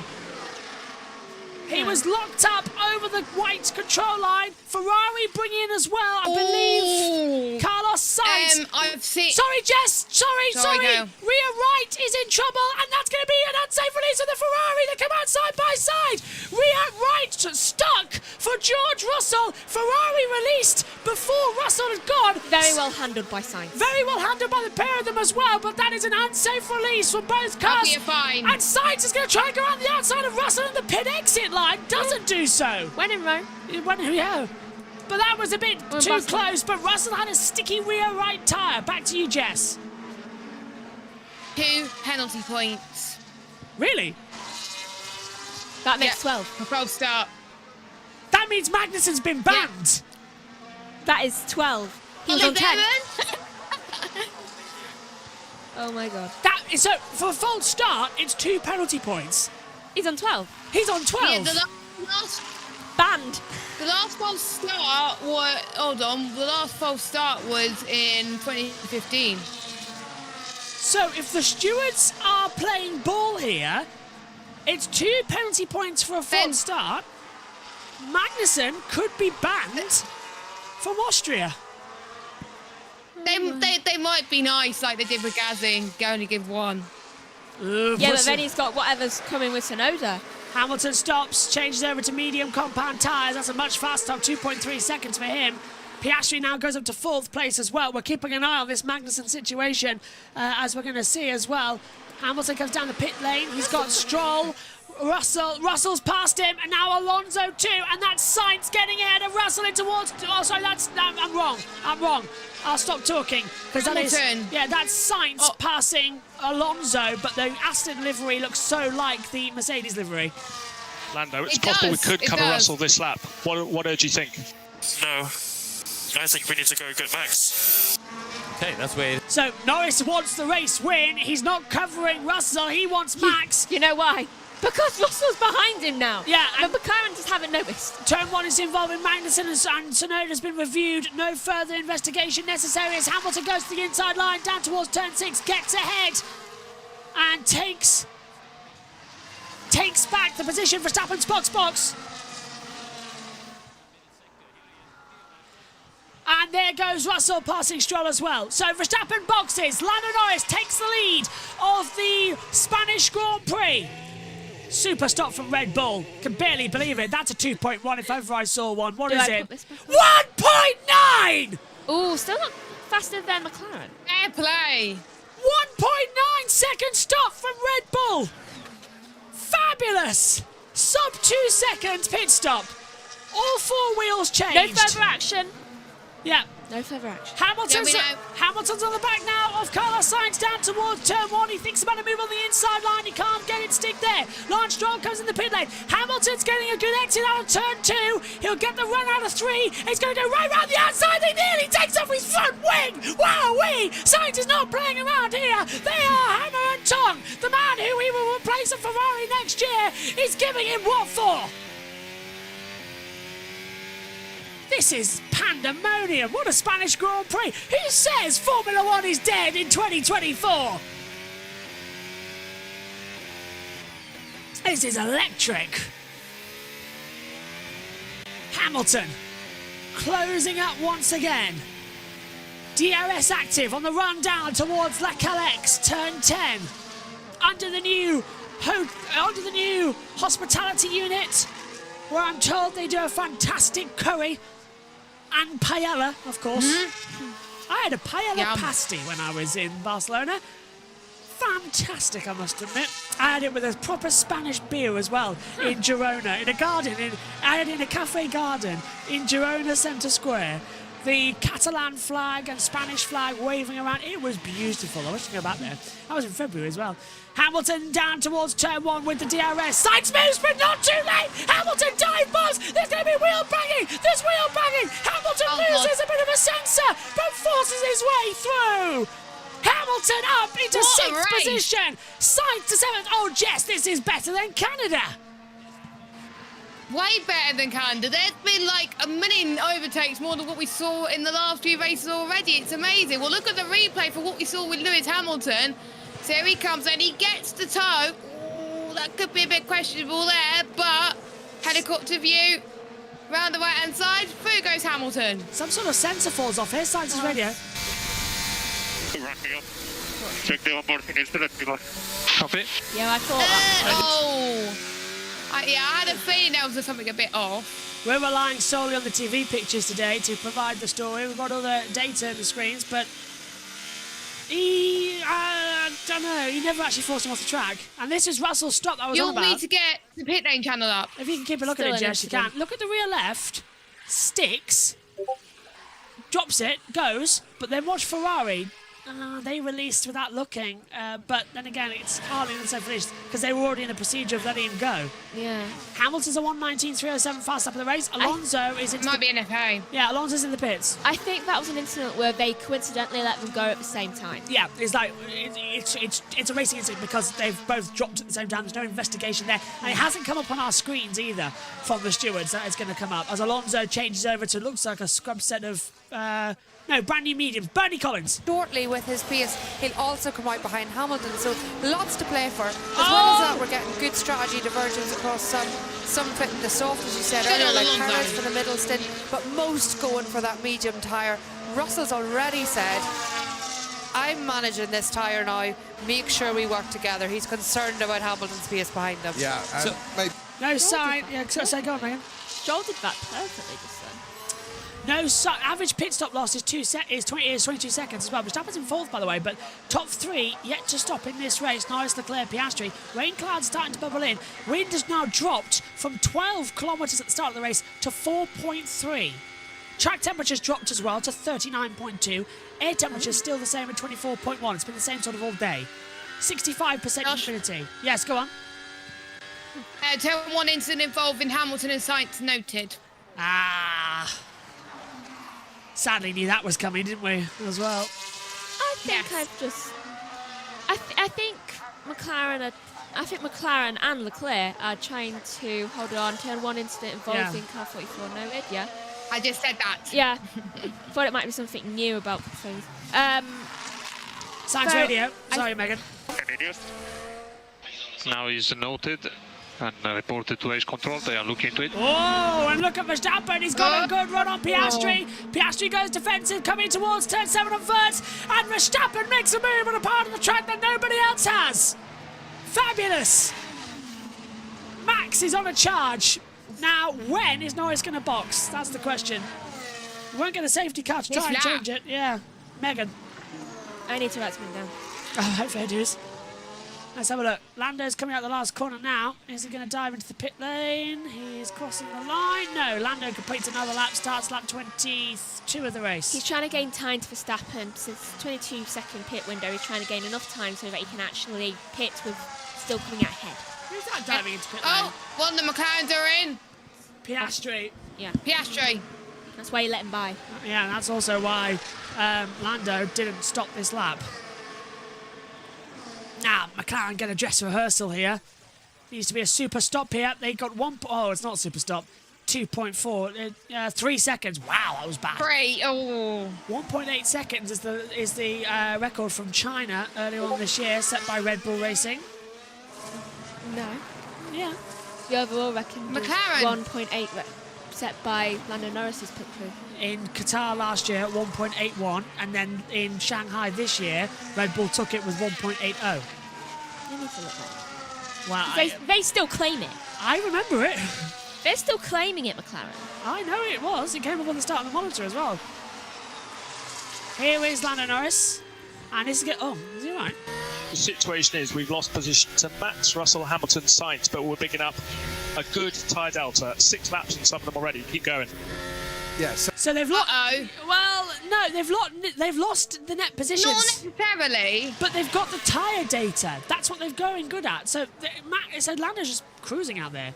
But don't screw it up. Between Hamilton and Sainz. Yeah, don't screw it No up. further action. See, look, 1.80 seconds. Yeah. No, read the second bit. Josh? Yes, go on. What? No further action between Hamilton and Sainz. That's good news then. Just say it. It was... Yeah. It's the other way around. No. Let's have a look. Right, we need to I'll check be that. polite. Omi, if you've got news, go and check on what the pit stop record is, because I've got information it's Red Bull, but Megan says it's McLaren as Piastri passes Hulkenberg. This is from a Guinness World Record. I thought it was McLaren. That was done last year, not this year when it changed around. Alonso moves to the inside line, gets ahead of Magnussen. That was done in March of this year. Yes, and that was before the season even started. We had China since March. China was 21st of April. Should know that. Box for Lando. Box. Telling you, it's Red Bull have got it. McLaren had it at 1.81. Lando Norris 1.80 was in Qatar. Now check what Max's time just was. looked it up. Yeah, check what Max's time was in China. Oh, and Lando locks up trying to get on. Charles Leclerc boxing as well. No, Leclerc takes the lead on the Spanish Grand Prix. 1.9. Yeah, all right. So Megan was right. Here's the stop for Lando Norris then. 2.4 seconds. Nowhere near. We're going to change that rule around. So it is 1.8 still. In that case, so whoever put that graphic up from FOM at the start of the show was wrong. See, I remember McLaren doing something about it last Yeah, month. I do. They had it on their DHL boards outside the pit lane. They always seem to gloat about it. Well, to be fair, Donald Trump is here today. Let's not forget that. Box for Leclerc this lap as well. Now, Norris came out in 6th position. He did lose place to Russell, Hamilton, Sainz as well, but he's come out in 6th on much fresher tyres compared to that of those in front, including Max Verstappen. So Leclerc's going to box this lap as well. Yep, Donald Trump is here today, same as what happened in Miami, I suppose. Another feature as well, he's a guest of guess who? McLaren. And it was a coincidence that their hospitality unit burned down yesterday. So guess, would you like to know who's now hosting the former president of the United States of America? Ferrari. Alpine. No, Ferrari. And they're currently leading. They've all sort of mucked in. Ferrari. Yeah, they've all mucked in, so that McLaren's guests are well served. Speaking of Ferrari, we have one driver of theirs going into the pit. Charles Leclerc comes in. Max Verstappen takes the lead once more of the Spanish Grand Prix at lap 25 of 26. 42 laps to go. Now, Ferrari have not been that great with pit stops recently. That was a lot better. At least it's a 3-second stop. We're not seeing much here, but we are expecting 2 stoppers. 3 seconds again, though, Jess. What's going wrong with everyone today? Is it the heat? Might be. Wind's back up to 9 kilometres, by the way. Track temperature now at 42.3. It was 39.1 a minute ago. The track temperature is evolving massively. Has everyone pitted now? I think so, Yes. yeah. They have. That timing tower's... There is Verstappen, Russell, Hamilton, Sainz. This timing tower's wrong. He's still in the pit. They reported no further investigation. I know it's harsh, but let's go our race. I don't understand why there's a rule book, but we don't follow it. Yeah, exactly. He feels... Don't panic, Jess. We just need to get our TV monitors synced again because our driver tracker, our multi-screen isn't working correctly. So we just need to get it synced for a little bit. No worries. It needed refreshing anyway because it was choppy. Yeah, it's the laptop. It doesn't like the heat. It doesn't like heat. Luckily, I've got the pit lane channel. That is also true. Omi, you don't panic either. But that's 20-second delay. Has it so- reset now? It just, No. yeah, something's not liking it here in the box as well. Yeah, I think it's okay. Fastest lap for Lando Norris, 1:18.503. As we return. Fastest final sector. Yeah, right. Picture should be back on now. There we go. Yeah. Is that thing going to disappear? Yeah. Give it time. So, fast lap for Norris, as you said, but they're still closing it in. Verstappen on 1:19. It's a 1:18 as well coming to the board. This is Alexander Albon. What's he done? Oh, hang on. This is him and Sargent. Two teammates, and Albon's been let through. Albon has been let through. Team order? Yeah, it looks like it. Right, we've lost power on our main system up here in the commentary box. So we need to... I need to reset Discord. So I'll be back in 1 minute, and we'll put us on battle screen. Because Discord is lagging out the timing screen that me and Megan use, because someone keeps pinging it. Now, look, it's all back, yeah. So we'll let it catch up, and then we'll restart with the guys in the box. Meantime, though, Megan, look at this. Here's the close radio. Why are we on plan A? We are in line with everyone else. That was the choice. Megan, it's getting, it's getting close. Look at Lando Norris. Norris is going to go have a move on the inside line. Norris gets ahead of Carlos Sainz into turn 1. And now this is the master plan for Lando. He's starting to come back into play. Oh, and at the same time, Leclerc passes Gasly. If you will come down to the Barcelona track today, it's one of those days, isn't it, Megan? You'll see a lot of annoyed Alpines. Seems to be going like that, yeah. Right, we're back on with our transmission pictures. Apologies for the lack of them at the moment. We'll just get it all set up.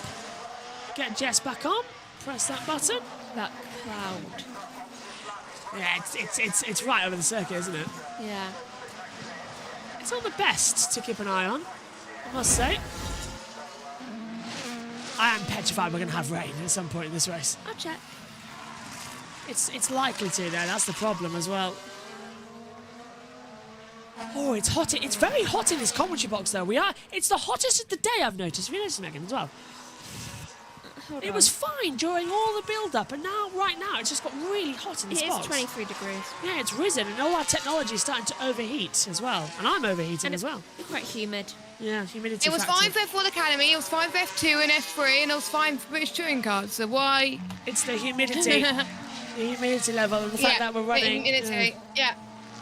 And we're running the driver tracker. I think it's the driver tracker that's actually crushing it more than anything as well. And it comes through once again. Yeah. Perez and Piastri. Piastri P10 at the moment on the board. He will try and close it down. There's no doubt about that. It's not going to rain. Okay. Megan said it's not going to rain. Do we trust that fact, though, in Formula 1 these days? Yeah, no rain on the forecast here. It's just cloudy. Yeah. Chance of? It was 40% before today, but now it's changed, obviously. Replay, Megan, of Piastri passing Perez. Right, Piastri goes around the inside and just immediately defends after he gets right around him. Nothing he could do, and I think Perez would let that happen there. He saw it coming and was just like, do you know what? I can't change that. Okay, I think our timing screen is crashed. We need to sort this because my laptop is screaming for death right now. What if I turn my Wi-Fi off? Maybe? No, it's the actual multi-viewer. It's not the Wi-Fi. It's not the Wi-Fi. Yeah, it's multi-viewer having a paddy with its system. So what I'm going to do is I'm going to change the latency to 0 and see if that gets it to behave. That doesn't make a difference, probably. I don't think it makes a difference. Well, it might stop it lagging 20-30 seconds back as well. It is so hot in this commentary box. It's at minus 400. Right now it's at minus 400. Something's back in sync. Oh, hang on. Well, it's back in sync. There we go. Right, we have a timing tower. Max Verstappen radio. Tyres are very inconsistent. Hey, copy that, Max. Imagine how Perez feels. Everything's inconsistent at the moment as well. Here we go. Got Does my transcripts back. it's working now. Yeah. Sorry about the driver track. You'll have to look up here for that one. But yeah, it wouldn't work without it. The heat in this commentary box is overheating everything. Hamilton's had a lap time deleted on the steers. Why do you ever look at the gyro tracker? I look. But never stare. It's up here. Look but never stare, as you always say in your start sometimes, Josh. It's got that from Martin Brundle. He's singing back in 2011. So hot right now. Oh, yeah. Am I the only one cold? Yes. You're in. I don't know how you're surviving. I'm boiling stood here. I'm freezing. It was cold in our house this morning. Megan's close to the door. That's why she's nice and cool. That's what's changed. You're here. You're blocking them over here. I can stand there. Wow. All my notes are here and I'm in control. And plus I don't stand on the other side of the box. Perez is just past Ocon. So that's up into 9th position for him. Magnussen is coming into the pit lane for his second stop of the afternoon. We're already into that 2-stop strategy. I'm almost certain it's the race ban, but they might have changed it since the last penalty point was produced for 12 starts, but yeah. I need to have a look at the race document if it's been released yet as well. Because if that has, it'll tell us if it's a penalty. I don't think it has. F1. F1 race control.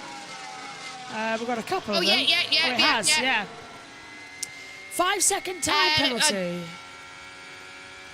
No. Doesn't say about penalty points. No penalty points as Lando Norris tried to go for 3rd position around the outside of Lewis Hamilton now. This is the podium places. Yeah, we've got the document coming through. False start.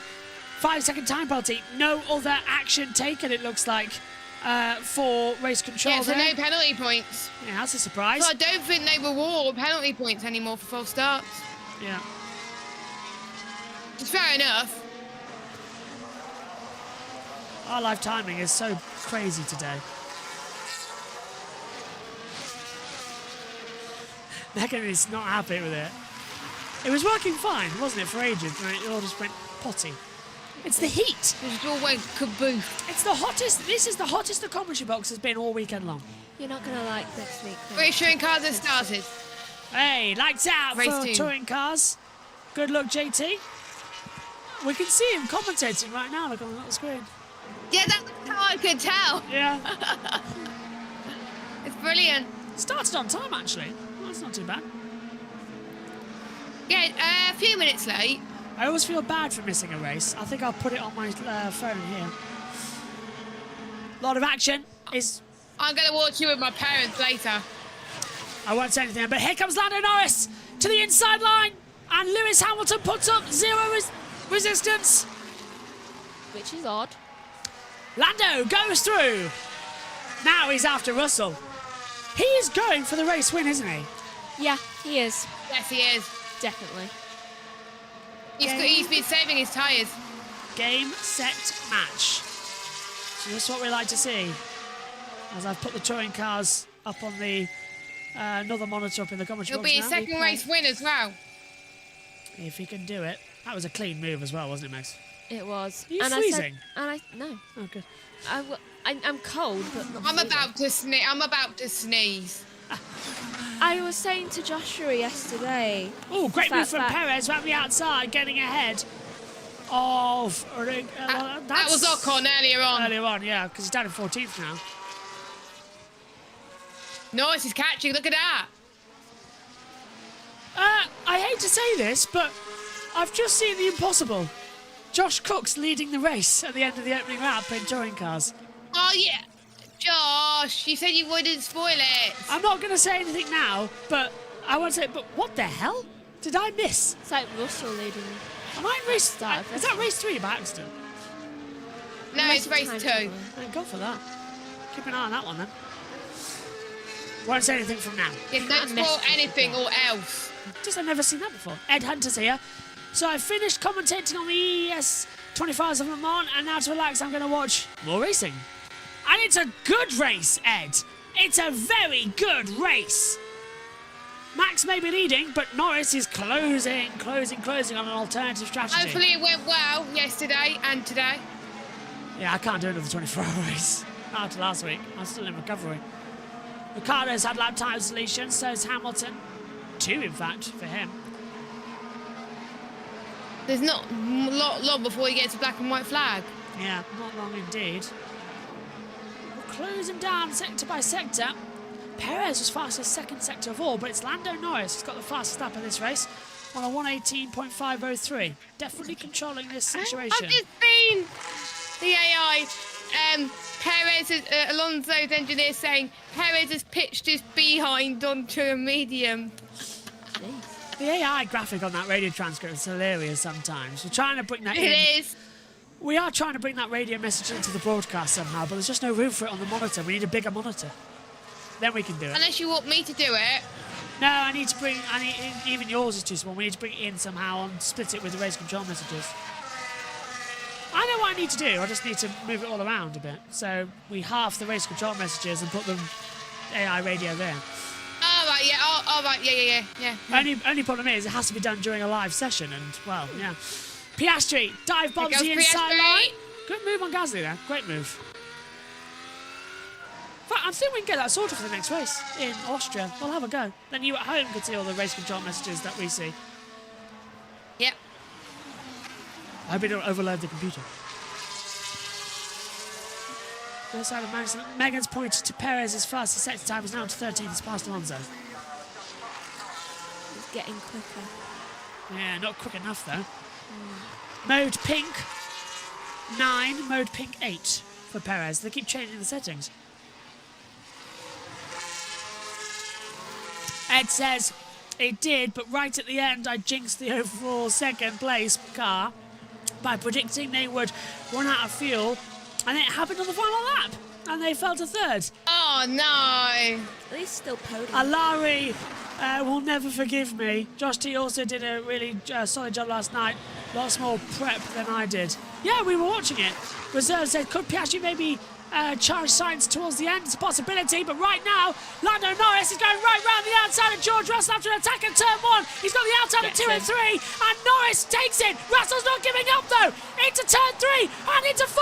Russell's around the outside. He gets the power back. The two British drivers are side by side. The Formula 2 rivals back at it once more. Russell back on the inside of 5. Norris comes back at him, and they're charging hard towards turn 6 and 7. Norris touches the grass, and he's through at the first corner. I could see the temptation there for Norris to just whack into the side of Russell. I saw it. He was like, should I?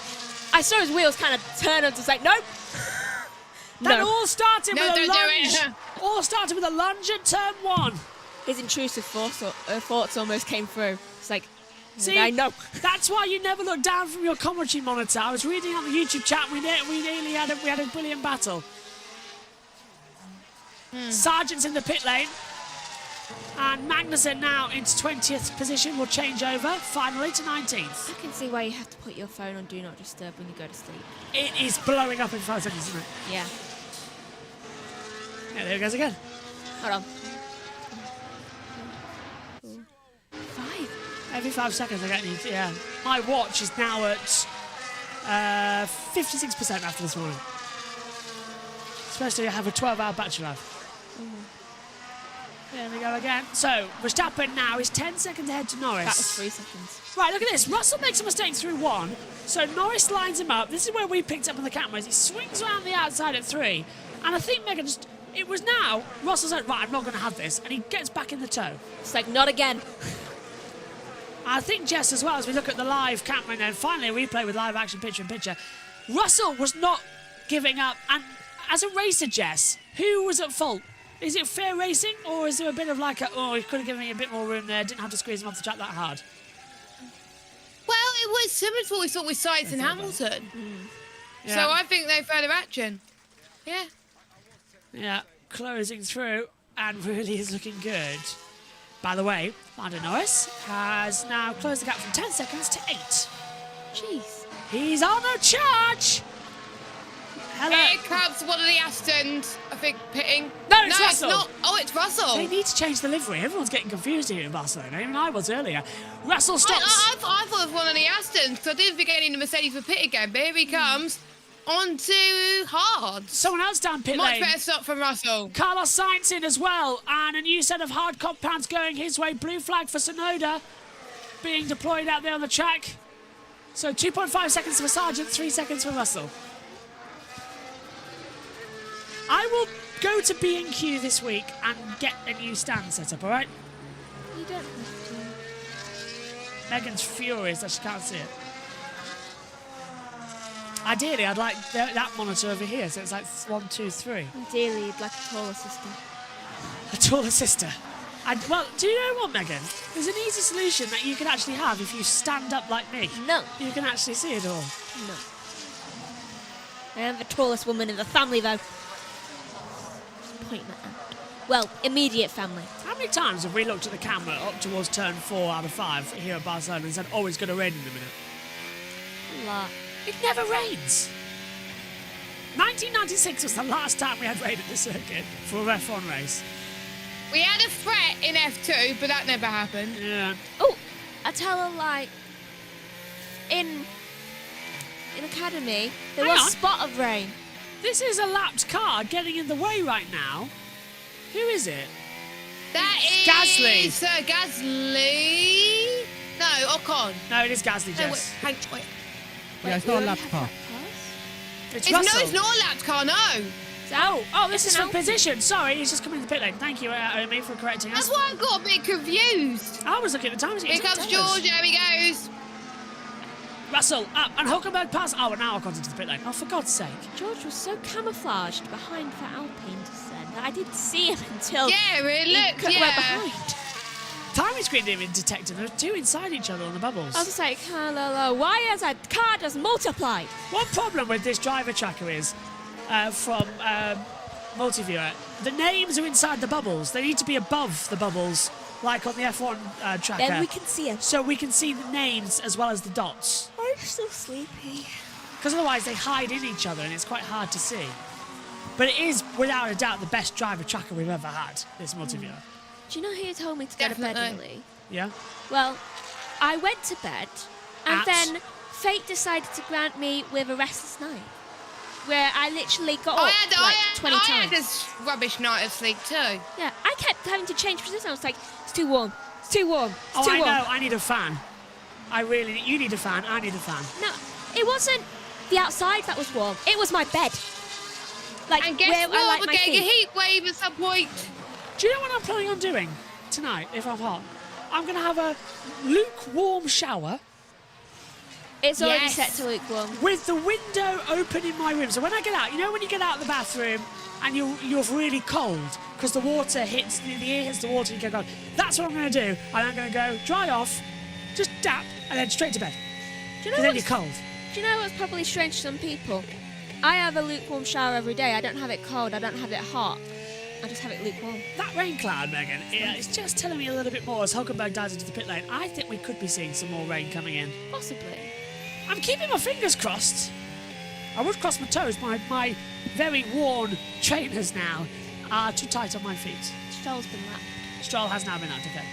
Tell you what though, the first thing I'm doing with that new ad revenue money that's coming in, buying some nice, comfortable trainers to stand in the commentary box. These are killing me. They're too flat. Didn't we already get you those like a couple of years ago? 2 like years ago, yeah. Christmas. No, birthday. No, I got myself 2 years ago. You got me no, my it was the red Converse ones. for birthday last year. Yeah, we got them, the red ones, because you got those ones and we wanted to match them. I need a new pair of Converse, but I need a nice pair of Combox shoes. That's what I need. Some nice comfy trainers that I can stand in the commentary box. Because these Converse are flat and they hurt my feet. Your phone's driving me insane. Megan's surprised about how much I actually do get notifications. Gasly dive bombing the inside line, trying to have a go here as well. I don't know, that's Ocon and Ricardo. Constant pinging is the reason I have my phone on silent. Why? Is that pinging? No, it's vibrating. Oh, yeah. So I literally have my phone on silent because I used to get like notification, and I was just like, no more spoiling. I'm not going to, but JT's having a surprise in a second. Here comes Esteban Ocon on Danny Ricciardo for 12th position, pulls to the inside line and makes the move stick. 27 laps to go. Let's hear it from Ayu Korematsu, the team principal at Haas. Bit of a take on the first lap. Yeah, that of course helped us immensely, and he stayed ahead of Perez in the first stint, so that was excellent. And Ayo, just as the cycle of pit stops comes through, you've obviously done 2 stops. Nico will be up into 11th place, I guess. Is that where you think he'll end up, and then hope for, I don't know, some sort of bad luck up ahead to get a point? Yeah, it's not nice to wish bad luck on anybody else, but yes, at the moment I'm expecting Nico to finish P11. Hopefully he can take points to Ocon towards the end of the race, but yeah, they had the pace all weekend, so it might be hard. And Karun and I have just been watching the clouds hovering overhead. Any chance of rain before the end of this race, or do we think we'll get away with it? I think we'll get away with it. Excellent. That's what we want to hear. Oh, thanks ever so much indeed. And we'll come out to saying, dashing our hopes we won't have any rain. Lando's now 6 seconds behind Verstappen. He's gained that in 17 laps. But he has a pit stop to come in. It's crazy. But so does Verstappen. Yeah. If they go in together.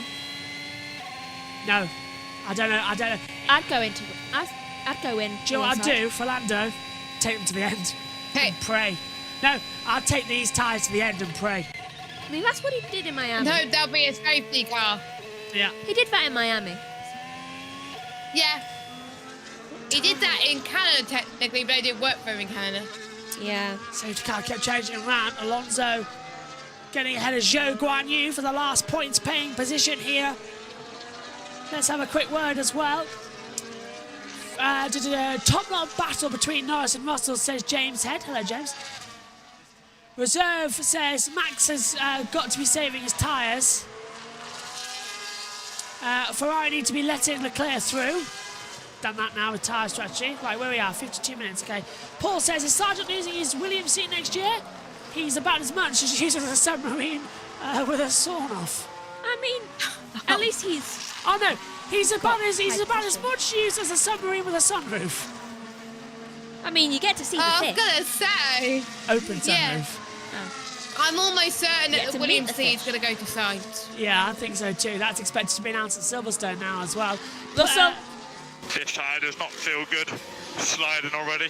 That's good info. He's on 5 lap. Navigation. Now that's on 5 lap old hard tyres. And if he's doing that, then no Zhou pits as well. But there's Bianca Bustamante. I think I've stood up. Yeah, there's no reason for Verstappen or Norris to pit for hards. Just so they've done it. So just use another set of compound tyres. It's fine. Just quickly. 4.3. Oh, for Zhou, bad stop again.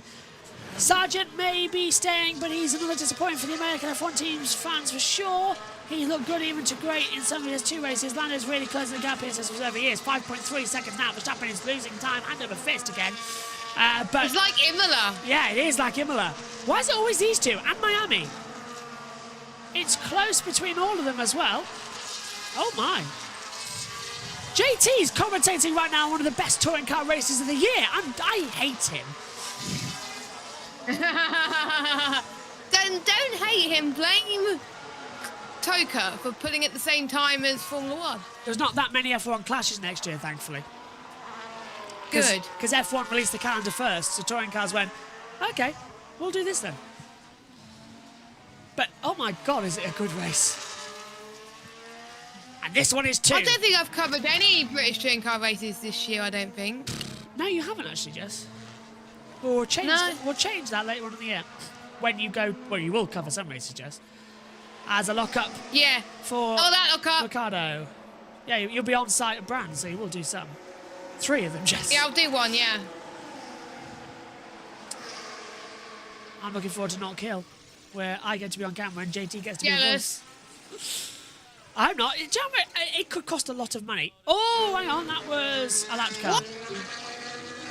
That was Norris getting ahead of, I want to say, Stroll, as Hamilton boxes for soft compound tyres after 27 laps on those mediums. Hang on. That was a good pit stop from Lewis, though. 2.2 seconds, very strong, as Russell goes past him. So, Hamilton and Mercedes... Sainz. Yep, Sainz is ahead. Yeah, so Hamilton and Mercedes have adjusted the race plan here to allow Hamilton and Russell to be close at the end. So they're going for points, but that's Hamilton. I wonder if they're going to work together here. 3 lap, hang on a minute. Yeah, 3 lap old soft compound tyres. So it's a used... Well, Albon's been on those softs for 24 laps. Yes, he has, yeah. So Hamilton could do it. Leclerc was on the 24, so was Piastri beforehand as well, so he might stop for some new tyres soon.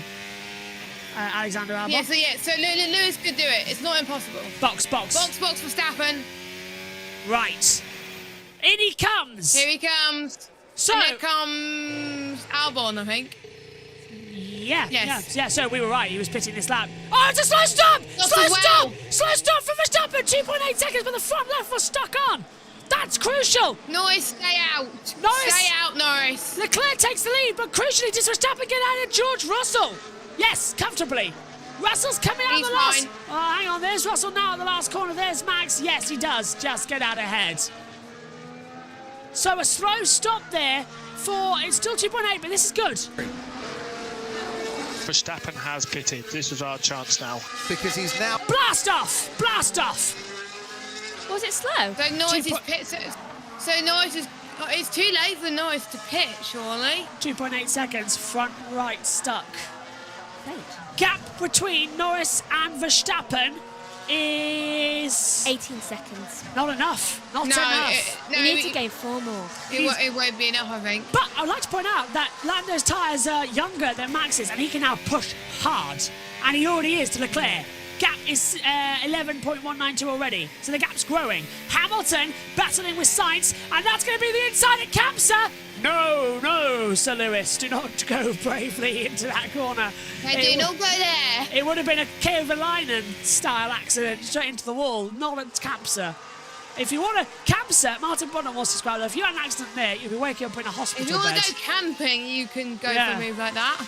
Do you know, I love that Lewis Hamilton's knighted. Yeah. So is Charles Leclerc now, actually, as well. He's a Knight of Monaco. So it's... After winning the Monaco Grand Prix, he became a Knight of Monaco. So we've got Sir Lewis Hamilton and Knight of Monaco, Charles Leclerc. And Russell gets ahead of Piastri at the same time. Hamilton gets to the inside line and gets ahead of Carlos Sainz, both into turn 1. Yeah. So cool. Now we've got 2 drivers which have literally been knighted. So Charles Leclerc. 3? Is everyone else? It's Fernando Norris. If we wanted to cover Hamilton, we'd have to do it soon. Do you think if we had some delta, we'd pass him again? You do not know. Yeah, pretty calm, isn't he? Yeah, sorry. I'll give you a clue. Dutch. Max Verstappen was knighted. When? About after the World Championship. 8 years ago. Really? Yeah, we got 3. Hamilton got knighted, and the Dutch went, well, hang on a minute, we can't have that, and knighted Max Verstappen. What's his title? Sir Max Verstappen. So we've got Sir Max Verstappen, Sir Lewis Hamilton, and Knight of Monaco, Charles Leclerc. Yeah. Okay, Charles, you have to win a championship now just to complete that. I'm fairly sure that Fernando Alonso is also something here in Spain. Let's hear Fernando again. Alonso. Let me have a look. Depends if we're here to finish first or third. Oh, I would imagine. Lando. Oh. Ever since that win, Lando has got cocky, and that's what I like about it. He's got that racer's instinct back that he had in the F2 career. Verstappen, though, is a 1:17.886. The gap between them now is 16 seconds. Lando, box now. Piastri's boxing instead. Gold medal of the Royal Order of Sports Merit. Doja. No, wait, that's not it. Slow stop there, 3 seconds for Piastri as he puts on a brand new set of soft compound tyres. Doesn't say. I don't think he was knighted anyway, Alonso. This race. He was, though. Yeah. So there's Piastri. He comes out 8th behind Perez. That's not bad. Yeah, not bad for Piastri, but Perez could do much better. Perez really is having a nightmare race. Norris, box. 5-second time penalty has come the way for Nico Hülkenberg for speeding in the pit lane. I've only just noticed that. It happened a minute ago. It happened... Oh, actually, when we saw it. Norris boxes from the lead of the race. Soft tyres go on. It's a slow stop. It's 3.6 seconds. Oh, no. Charles Leclerc comes in too. Max Verstappen takes the lead of the race. He's on soft tyres at the moment. 3 lap on brand new. He's going to battle him, Russell. Russell's going to try and go around the outside towards turn 1. Lando's going to be on, not got spin on tyres, but Russell is on hards and don't have traction. So Norris gets second and now can set off after Verstappen. That was crucial, Jess. Had to keep ahead of Russell. That was good. Because now we can set off after Max. They're both on the same tyre length. He's got the soft tyres, but he's got to make sure that his tyres get to the end of the race. But he's around about 8 seconds. It's still doable for Norris. Anything could happen. Yeah, that would have been a lot longer as well. I think it was the rear left that stuck. Let's have a look. Yeah. Is it because it's too hot? Maybe. Yeah, the guns are being left out and they're just not overreacting. A lot of slow stops today. I think he has the nicknames. Yeah, due to the heat. What is it out there? 24.1 still. Track temperature 42.7. We're going to miss the wind. As they come across, JT's going to come back soon. Someone remind him not to spoil the race. I've seen it. I've kept an eye on it. Omi, no, Omi's not. Yeah, Omi, can you tell Josh T to not spoil the race, please? Oh, wow. Wow! Yes. Oh, wow! Just read it. I hate Josh T. I've just read through the results. He's had the best. He's had the best race of the year. Oh, wow. I wish I joined him now. What? Yeah, I'm just reading through the touring cars. Wow. Race on, says reserve. Charles is really underrated when it comes to saving tyres. What tyres are Max on? Max on 4-lap on softs. Same tyres for Lando Norris. Sonoda's under investigation for speeding in the pit lane as well. Uh-oh, 5 seconds, gotta be. It's definitely gotta be 5 seconds. Yeah, it's standard, so yeah, more penalties galore coming their way, it seems. My God, this race. It just won't stop. Let's go for everyone listening in on the radio as well, which I know Matthew's put us on for. Here's the result. Here's what's going on lap 49. Now starting, it's lap 50 of 66. Verstappen leads. Gone quickly. It has, yeah. Verstappen leads. Norris is second by 6.8 seconds and closing him down as he's just on the fastest lap of the race of a 1:17.377. Russell is third with Hamilton in fourth position. Sainz is fifth, Leclerc sixth, Perez seventh, Piastri eighth, Gasly ninth, Ocon 10th, Hülkenberg's 11th, Zhou is 12th, Alonso 13th, Stroll 14th, Bottas 15th, Magnussen 16th, Ricciardo 17th, Albon 18th, Sargent 19th, and Tsunoda 20th, and Sergio Perez is into the pit lane. Perez. Medium to soft. 5 second time penalty for Tsunoda. Knew that was coming, didn't we? Unfortunately, that was obvious, wasn't it, Jess? Yes, it was. It was inevitable. Very quick decision. If I was George, I would let Lewis through. Yeah. Got to sign in now to get my pit lane tracker mapper back. Huh? Radio. Lando pushing hard and not saving Max. But this is where I think we get... So Lando pushing hard and not saving tyres all corners, Max, he's been told. Megan. But look at the gap. 6.8. He's managing to get it was down. 8 seconds a minute ago. Jess, this is going to be close, isn't it? It is. It's going to be a repeat of Imola. Oh, come on, Lando. I picked you as my pick a winner. I have faith in you. Difference is you can actually overtake at this circuit now they've made the improvements. There was 103 exactly. last year. Yeah. Yeah, Gasly's got fuel issues. Piastri fuel issues. Oh, great. No, Gasly, sorry. Gasly, not Piastri. Right. Everyone, but including Bottas down, has been lapped. Stroll has unlapped himself. Right, I've got my battle channel back. So no, there's the penalty confirmation. Stroll's unlapped himself. Right, I've got my monitor back up here in the comms box. What's the gap? Not that much, actually. And this is Perez passing Ocon on the inside line. Get in. Just got to start getting calm at this race, hasn't it, Megan? It has. Don't know whether it's a push or not push race. Or is it both? Yeah. It's half the field doing one thing. 15 laps to go. Anything can happen, as Ian Birch says. No, his fastest lap. He's closing 117.1. 5.8 seconds. Oh my God. I want picture-in-picture of Lando right now as Hamilton. Russell goes defensive. The two Mercedes teammates are side by side into turn one. Hamilton swings round the outside and makes the move for third place on soft tyres compared to Russell's hard. George let him through. Hard tyre, yeah, but that was going to really annoy George. It was either that or George did not challenge at all. He's like, I took first in the first lap. And now I'm back where I started. Well, Mercedes have screwed him, so if anything, all that conspiracy rumour rubbish that Mercedes were tampering with Hamilton's car and sabotaging him, it's nonsense, because Russell's sabotaged massively here today with the hard tyres. I think it's just bad days for the car. Yeah. And I just think Hamilton's George confidence was not fight that at all. Once Lewis went to turn number one. Yeah. No, he didn't. I think Hamilton's confidence when he lost that championship those years back was kind of knocked, and I think he's only just now starting to try and build up his self-confidence with that again.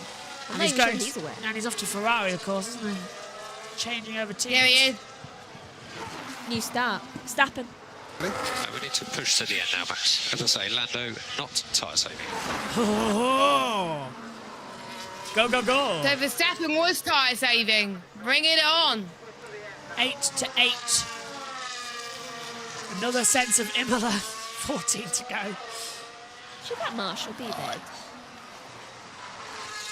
If you're on the Sky Sports app, by the way, the Battle Channel is 15 seconds behind the main TV pictures. Race Control is only 17 seconds. They have now caught up. Mine's about 25 seconds behind. It used to be like 40. Yeah, big improvements on the Sky Sports F1 app. Well, the Sky Sports app here, so we can actually see it all. I'm on Battle Channel right now, which has got Joe and Alonso's onboards. I'm on board with Fernando now. I'm on the pit lane channel. The onboards are pretty much synced. Yeah. With the TV pictures. It's just a pit lane channel that's about 25 seconds behind. Joe goes defensive. Alonso pulls to the outside line. The racing line down to turn one. And he's got him. That was barely even a move. I've just seen something which I think Verstappen should be worried about. Round the corners that Verstappen's going round, he's going full throttle. The same corners. Norris is only going just below full throttle, so he's not even pushing all his weight. And Verstappen radio now. And Strat 10 when you can. Strat 10. Strat what? Oh! 10 or 2? I don't understand. 1 0. 1 0. 2 0 2. Don't you start, Megan? Strat 10. How did Verstappen not understand the number 10? 10 and 2 on the strategy course, suppose. F1.com. Oh, right, yeah. F1.com/vote. Driver of the day so far, 4 wins for Lando, 2 each for Leclerc and Sainz. That makes them 8 of the 10 races we've had. Who won it one day? Whoa, what the hell is Megan going on about? There's a wasp. Where? It was behind that chair. Oh, That's God. why I jumped up, because it was right next to me. It's not there now, so off you go. Oh, yes, it is. I had a moth earlier. It's gone now. There's a tiny wasp that is... it's gone out the commentary box door now, so sit down. It's still here. It's going to go out the commentary box door in a minute. Just You continue commentating. I can't even look at the screen right now. What the hell's it doing there? Whoa! Oh my God! Ferrari Ferrari change! are fighting Stop. and Leclerc gets past Can I close the door? No, it's hot in here. Ferrari swap over. Sainz gets it. Sorry, Leclerc gets ahead of Sainz. That was a team move there down to turn one. It stopped to watch the TV. 5.9. So to be honest, Ferraris have learnt what Mercedes have done. Yeah. If you can't tell, I'm scared of wasps. So they've all been told, this is what Mercedes have done, they're doing well. Swap. Do that. Now. Somebody call the exterminator, says Ed. I must admit, it just Sainz Leclerc is faster than you. It hovered in the middle of our monitor system as well, so we just sort of like that, and it darted towards us. So it was like, oop. You can probably see it on the gaps camera. increased You can probably between see Norris and Verstappen now, so Norris is struggling with his tyres. Can't wait to watch me screaming back. Norris has there's Arthur Leclerc. Norris is a 5.8 second disadvantage at the moment, so Verstappen's responding. But it was a 1:17.776 Verstappen's best lap. Lando's 1:17.115. But the last lap time, Max was 3/10 faster than Norris. 3/10. Yeah. Yeah. Do you know, everyone seems to forget about Lorenzo. Poor Lorenzo. Jorge. Leclerc. Oh. Oh my God, Megan, you're screaming like that. I very nearly just swore on air thanks to Megan, who hit me in the nether regions. Can I close the door? Please. Please. Oh, God. I will bang you with something. Megan, if you were listening to us on radio, just jump back mid-commentary and hit me down below with her arm. Oh my God. I nearly, Can I please close the door? I nearly just swore on air, Megan, by saying the F word. Can I at least close it too? No, leave it open. I'm boiling to death. I'd rather you get stung than me boil. Sit down and shut up. 11 laps. No, wait, don't shut up. You're a commentator. 11 laps, including 10 laps to go. 10 laps to go. Man up. Oh my God, I shouldn't have said man up, but.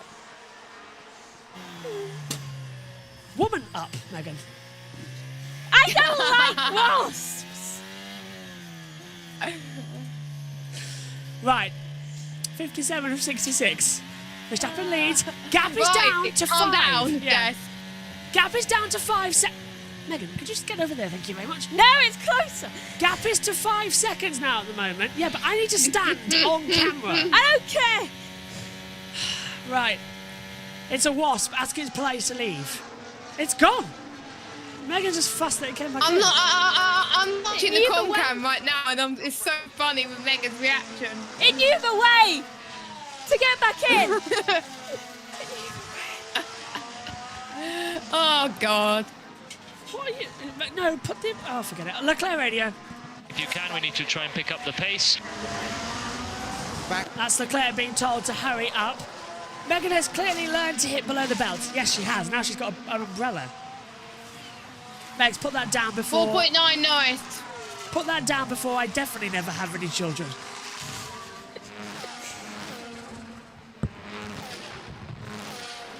Do you want Zara to be your only niece? Oh. Megan's literally just staring at me going like, yeah, all right. Go back up to the monitor, come on. But then it might come back in. If it does, you'll see it. You've got an earphone off. 58 of 66. Rain clouds are coming in. Track temperature's dropped now, 41.1. Wind speed's picked up to 5 kilometres. But Verstappen and Norris, closest it's been in ages. 4.7 seconds. 1/10. And here 1/10 goes last lap. Ricardo gets ahead of Magnussen for 16th. Hardly the most interesting battle we need to be keeping an eye on right now, admittedly. But it is for position on the circuit. It's a fly. Just a fly. Anything would think that this commentary box is in the garden. Josh T is going to be wondering what the hell you're talking about, Megan. Has he signed off? Because I can. Yeah, he signed off. Yeah, It's ended. Right, on board with Max Verstappen. Gap 4 point. No, hang on a minute. This is Checo Perez. We're on board with. Megan got a newspaper. Get a newspaper and hit it. You don't have it. That's the trouble with these modern ages. No. Okay, I have another clipboard here. No. Yeah, I've got another clipboard. I have multiple clipboards. I'll knock it down. How many? Or we can turn the lights off. They can't. They just drop to the ground in the dark. Generally, that is a fact. Yeah, that's good. If it's on a watch-along broadcast and we need the cameras. Nighttime. JT's listening to you. You need to turn his camera off. I can handle wasps when they're on the ground. Don't break that either. I've had that for years. But when they're flying and can come after me... Yeah, JT, we've got a great race going on here, by the way, but Megan's distracted by a wasp. So that's what was happening when I was looking at the comcam. Yeah. Megan also has just punched me below the belt when she jumped back mid-commentary. And I nearly swore on it, and I didn't say the F word. I had to cover for a bit. I genuinely need to sit down for a second. I never did, but you've really hurt me. Sorry. But, oh my God, Josh, I won't. Yeah, I know. I watched it. I watched it. I already said during the commentary, I hate you. We don't know the results. I haven't said anything about the results, but I already said we hate you because you commentate on the best race of the year. And Albon, anything. I'm watching it later. Albon's gone off through the gravel down at Repsol at turn 4. We haven't had a yellow. No, there wasn't a yellow, was there? He's got back on though, and he's dropped, but he hasn't dropped down. Got marbles on his tyres though. No. He's only been on there, 14 laps. Norris is now 4.6 seconds back and closing. I don't think it's going to be happening, really. 5 seconds and 6 laps. It seems too quick. No, it's safe to say that Verstappen has got this one. It will be his 61st win? Yes. Yeah. 60th was last time I But at least Verstappen had to work for it. And the track where he got his first, of course, it'll be a triple. Here's Albon right here. What the hell was that? At the moment, all I take from outside. No, it's not okay. Don't just say that within 5 seconds. Albon's getting a bit touchy. He was wondering what the hell was that. Albon's getting very feisty. To be fair, I kind of get that though. Don't just say it's all right if it's not all right. Don't say that as that's right. Ladies and gentlemen, boys and girls, everybody watching along. Oh, as Mr. Data would put it, ladies and gentlemen, and invited transgender people. That's very much the norm, isn't it? And we need. What is the new introduction? Can someone tell me? People. People. All right. Now, what if you don't identify everyone? What if you don't Ladies and identify as gentlemen, everyone? boys and girls, children of all ages, or any people. I really need to find out what the new instruction is. Oi, you lot watching! There is no cars now between Verstappen and Norris. Game on! No cars separating them. If that B comes back, well, that wasp 4.4, Jess, already. The gap is closing dramatically. I don't think it's going to be enough. Could be done. I'm looking at the telemetry. He's struggling in the middle sector. There are no cars between them, not his. Shut up, Ed. This is what Ed always does to me in Formula E, correcting my pronunciation. Yes. Oh, no. There is no cars between them. There aren't. You're right, Ed. I'm not thinking straight. I can get used to him in Portland. I can correct that further. There are not any. Grammar police. You have to get used to him in Portland, Josh, when he's joining you for qualifying next week. Ed's back with us for Formula E. And the races. Yep, 2 qualies. Double header. In Portland. Megan. Actually, 2 double headers coming up. They've been double headers since Berlin. Yeah. Since Shanghai, actually. Monaco was the last single. There's basically four more rounds to go. Yeah, pretty much. Or you lot are watching is perfect. Thank you, Kenneth. Yeah. 4.1. I think this is it, really. It's another one where it's close.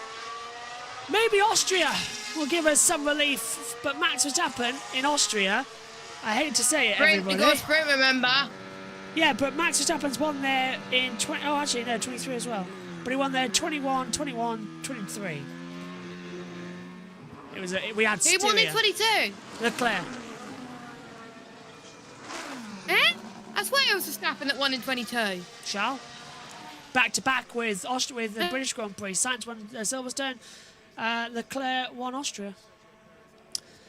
Oh, I forgot about that. Ed says, also I will be exhausted from commentating of go-karting most of Sunday. Relax. Milton Keynes, Ed. Sorry, I was waiting for him to reply. I thought for a second it was in the box. 4 seconds. 4 seconds. 3.9. Right, here we go. How on earth did he He's last lap, Norris was 3 tenths quicker. 3.8! Can he do it? Can Norris actually 4 tenths close in the first sector. There's no gap between, there's no cars between them. So it's down to if Verstappen makes a mistake or not. Lando is pushing back to 4 seconds. I think it's just going to be another Imola and another Canada actually as well. Certainly, it looks like Lando Norris is going to take second in the championship. They get second today and second overall. Yeah. In fact, thinking about it, for Lando Norris, third in Australia, second in China, 1 in Miami, second in Italy. Was he on the podium in Monaco? Lando? I think he was, wasn't he? No. I was can fourth. check. Oh, Megan can check, yeah. And then... Fourth, I don't... By the way, though, Josh, I want to draw your attention to something. No. Leclerc is catching up to Russell fast. You're right, 1.6 seconds is now the gap. He was just outside the podium. Yeah, Lando was 4th in Silverstone, but in Monaco. So that means he's had podiums in 3 of the last 4 races because he was second, of course, in Canada. It's incredible. And now he's going to be second here as well. Have you done the entire season? 3.2. Yes. Oh, it's close, isn't it? 3 left. I don't think it's going to be enough. If he had a few more laps, he would have done it. I used to work in Grantham, says Paul as well. Oh. Did I miss an earlier comment from that? I can come on if you need me. Oh, in Grantham. Oh, Ed says in Grantham. Paul says he used to work in Grantham. Ed, of course, you are a Formula E commentator. We'll just see if we can nick some of the Formula E Zone team to help out so you're not exhausted. Pico or Giamana. One of those two, yeah. Oh, Joe Samiego's trackside, of course, for us. He'll be giving us all the info. And some grid in Portland? Yeah. Nice. And the championship could be decided there as well, so here you might get a champion to talk to. We are. Oh, so I'll miss a champion being crowned, boo. It could be in London. I don't know. You can win your trackside. In fact, that means... please, I hope it's... I'm praying right now. 2 to go. The gap is 2.8 seconds. Lando's pulled out 2 seconds in the past lap. Lando is catching Max Verstappen, and Sargent is now holding Verstappen up. This race is not over. Yay. Oh, God. Might just happen. Might. I'm nervous now. Come on. Still penultimate lap? 2.6. Verstappen's now with Sainz and he's being held up. Can Norris close it down? 2.5. Forget this battle with Leclerc and Russell. We need to be looking at the leaders right now, TV direction. Because look at the gap. It's closed dramatically. 2.4. 2.5. We need that angle. But Norris is quick at every sector. It's the last lap of the Spanish Grand Prix. Last time out, Verstappen was hounded by Norris. He claimed a hat trick of Canadian victories. Now it's deja vu for the two as Verstappen looks to claim a hat trick of wins here in Barcelona. 2.5 the gap on the last lap. Look at Leclerc. Leclerc's in DRS range of Russell for 4th place as well. He's not going to have him down to turn 1, I'm afraid. Slowly. Did Verstappen pass him? Verstappen's gaining. Verstappen has passed Sargent, so has Norris. And that gap's opened up a bit. He's at turn 8 now. So, yeah.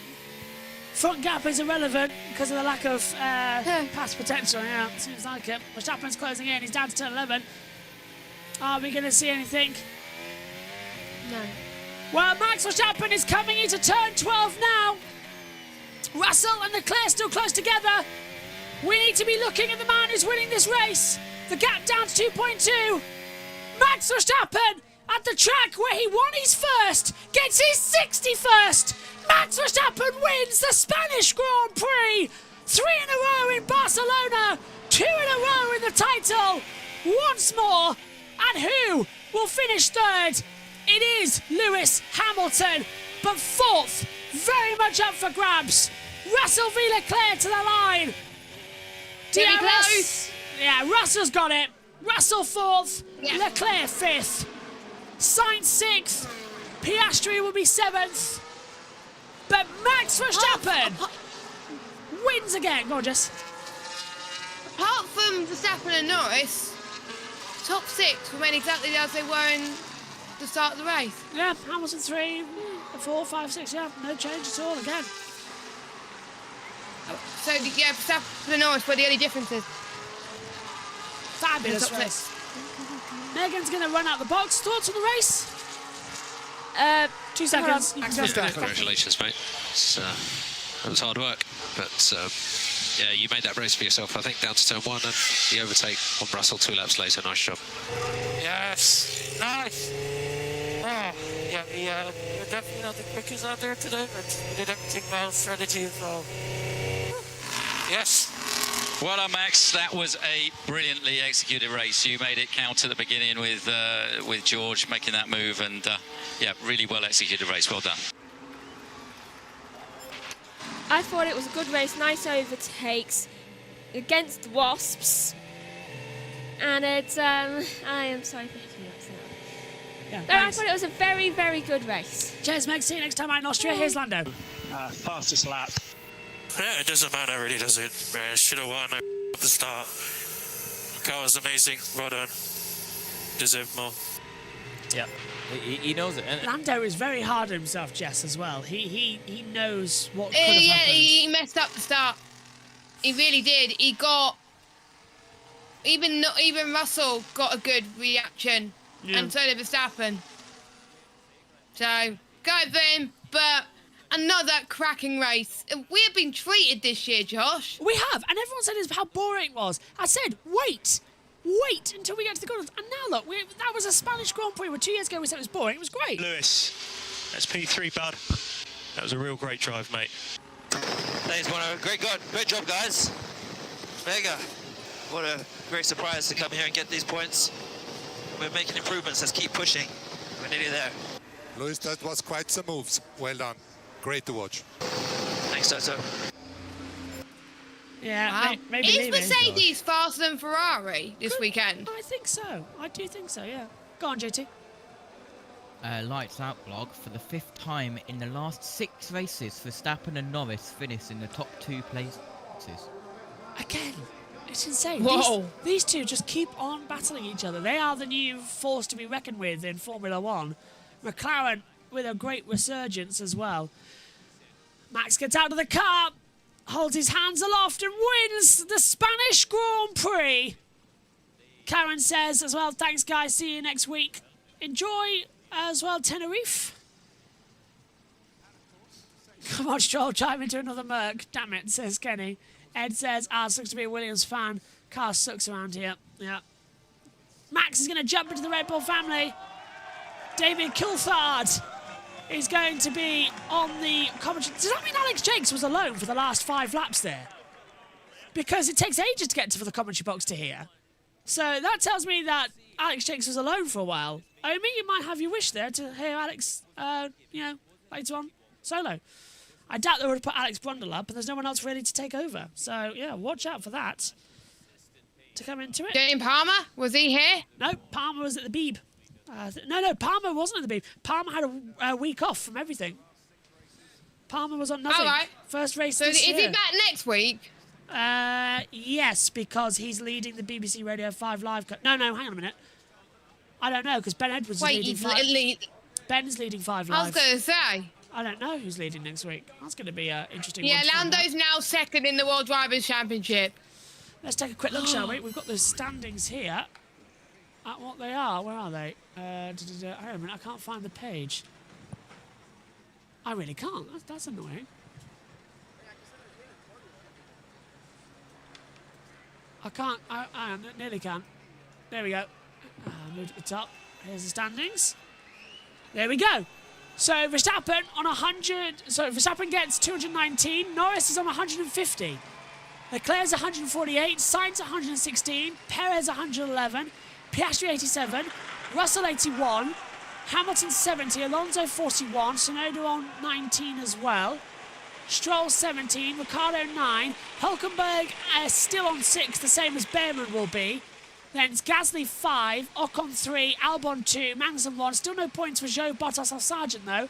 Red Bull now on 330, Ferrari 270, McLaren 237, Mercedes 151, Aston Martin 58, RB 28, Alpine 8, Haas 7, Williams 2, 0 for Sauber. To the David Coulthard to interview the top 3 drivers then here at the Circuit de Barcelona Catalunya in Spain. Down to David Coulthard for the post-race interviews. But I think has the mic in his hand too now. Max Verstappen, your 61st victory. Your reign in Spain continues with your 3rd straight victory. You had to work for that one. Yeah, it was. I think what made the race was the beginning. I took the lead lap 2, and that's where I had my buffer then in that first stint where I could eke out the gap a little bit, because I think after that we had to drive quite a defensive race. Lando and McLaren, they were very, very quick today, especially on deck. It seems always the last few laps of the stint they were very, very fast. But I think we did everything well. We drove quite, I think, an aggressive strategy, but luckily it paid out till the end. It was quite close till the end, but very happy to win here. Now, we could see when you celebrated with the team just how much this victory meant to you. This is where you got your first victory in 2016, so this track has been kind. Now, the start of the Grand Prix, you got up alongside your friend, and then you had George Russell come around the outside. Did you know he was there, or did that catch you by surprise? Yeah, I had to do a bit of rallying on the straight. I had to go into the grass a bit, which lost me a bit of momentum. So then, of course, we brake quite late into turn 1. But then, of course, I was quite determined to try and get the lead. Once I was in the lead, I could look after my tires a bit better, and that definitely made my race today. That was crucial, getting that pass on George so early in the race. Looking at it right now, absolutely. Okay, well, we heard you saying that there was some inconsistency in the middle part of your Grand Prix. We saw you have a little high side in turn 7. So how close were you to the limit throughout this race? Yeah, it's just managing the tires. They get very hot around here with all the high-speed corners, so you're sliding around naturally quite a lot. So it's, just a management race throughout. Okay, well, congratulations on your victory. Thank you. Go and enjoy the podium. And as our race winner steps away, Lando, what's 2 seconds between friends? Well, it's the difference between victory and second. We heard on the team radio there, this is a race that you feel you could have won.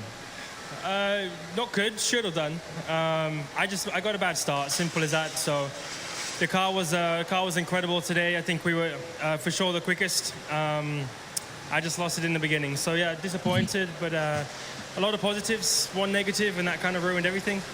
I know that.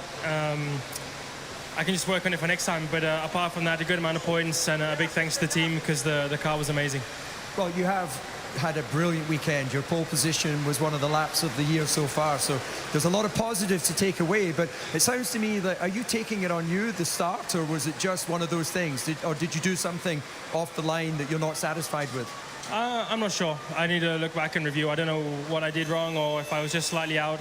It was only a little bit to Max that I lost. It wasn't like he was completely alongside. It was more that George was on the outside and kind of had me over. So, fair play. Well done to Red Bull and Max. Another job done for them. But a shame that we lost it at the same time. So a bit frustrating, but we'll work on it for next time.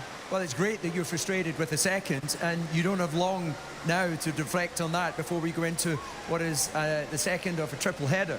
Yes, Austria and Silverstone, 2 of my favorite tracks in terms of performances and where I've performed well at. So I'm excited. We're on a good roll. We're doing well. I need to just tidy up a few little bits, and we'll be on top. Okay, Lando, great weekend for you. Enjoy the podium. Cheers. And finally, ladies and gentlemen, welcome back to the podium, Lewis Hamilton. Lewis, the crowd appreciates seeing you here. Amazingly, it's been Mexico was the last time last year that you had a podium. But this weekend, you were on it, and your passing at turn 1 was pretty special today. Yeah, it's been a good day, been a good weekend, a solid weekend. I have to say a big thank you to the team, because they've been training so hard in this pit stops. The strategy in the pit stops were really on point. Unfortunately, a bit like Lando, I got a really bad start and obviously lost ground to to the Ferraris. So it was a bit of a battle to get back to where I am now. I think ultimately with a better start, we would have, I don't know if we could have really held on to the guys ahead, but I don't think we'd have been as far behind as we are today. Strategy, of course, was a big part of today. We saw two different strategies from your team. George went on the hard. That didn't appear to be the tyre today. Were you driving that strategy decision to go with the soft tyre at the last stop, or was it just open play? That was the plan from the beginning. It was never an option to run the hard tyre for me today. So I drove the race to a soft, medium, and hard. Soft, medium, soft. Okay, and then just take us to that first corner. I mentioned about the overtakes. It got pretty up close and personal with Carlos Sainz. Yeah, I think all the overtakes were super close. That's how it should be, right? Nice and close. I think we bumped wheels, but it was fair. I left him space, and it was right on the limit, but, you know, piece of paper between us. Excellent. Well, Lewis, great to see you on the podium. Congratulations. Thank you. And ladies and gentlemen, well, you don't have to wait long.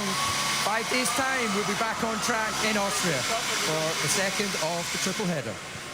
Yep, looking forward to the practice sessions on Friday, qualifying Saturday, and the race on Sunday from Spielberg. Now, though, you won't be there. Max and Lando. Yeah, Harry Benjamin's doing it. Yeah, you don't think when we get alongside we also slow each other down? Because the side look I did a bit of rallying. There's plenty of space. Look at that.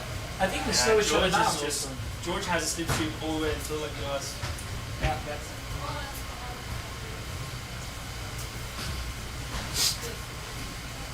Really wait for you.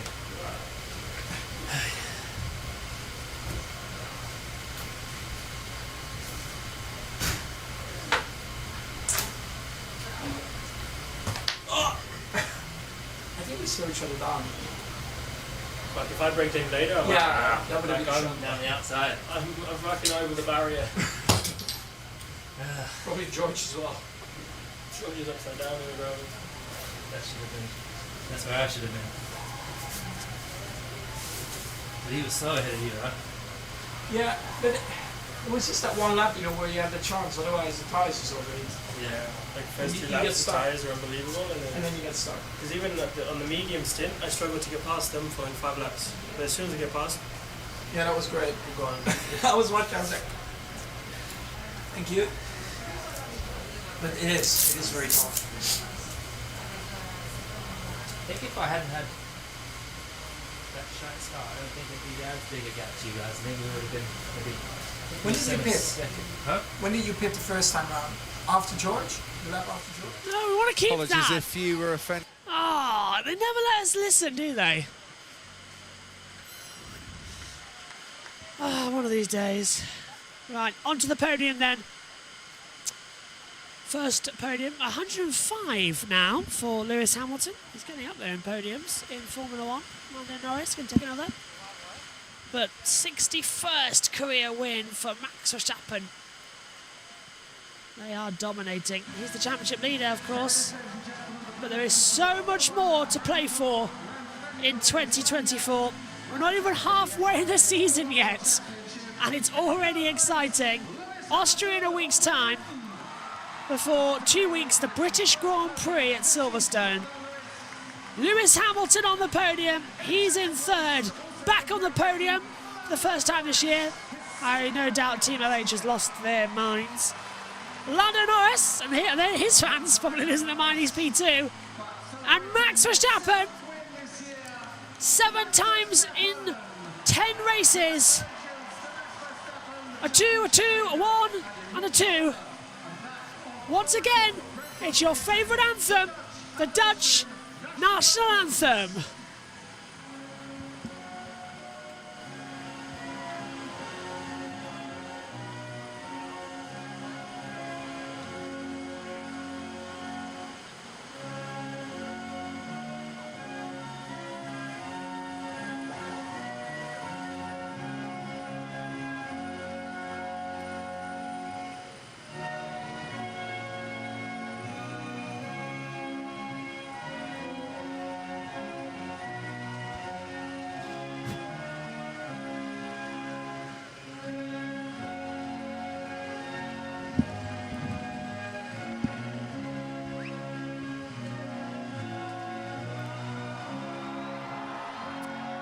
now the Austrian national anthem for Red Bull.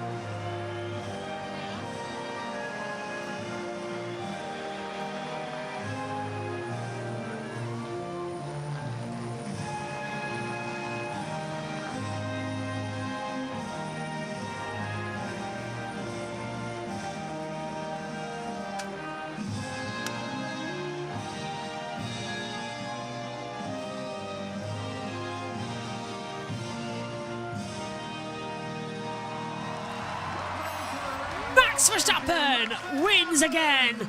And if you would like to hear the repeat of the Dutch national anthem and Austrian national anthem, tune into their football match in about 2 hours' time in the Euros as well. You get a repeat as the fans here storm the start-finish straight.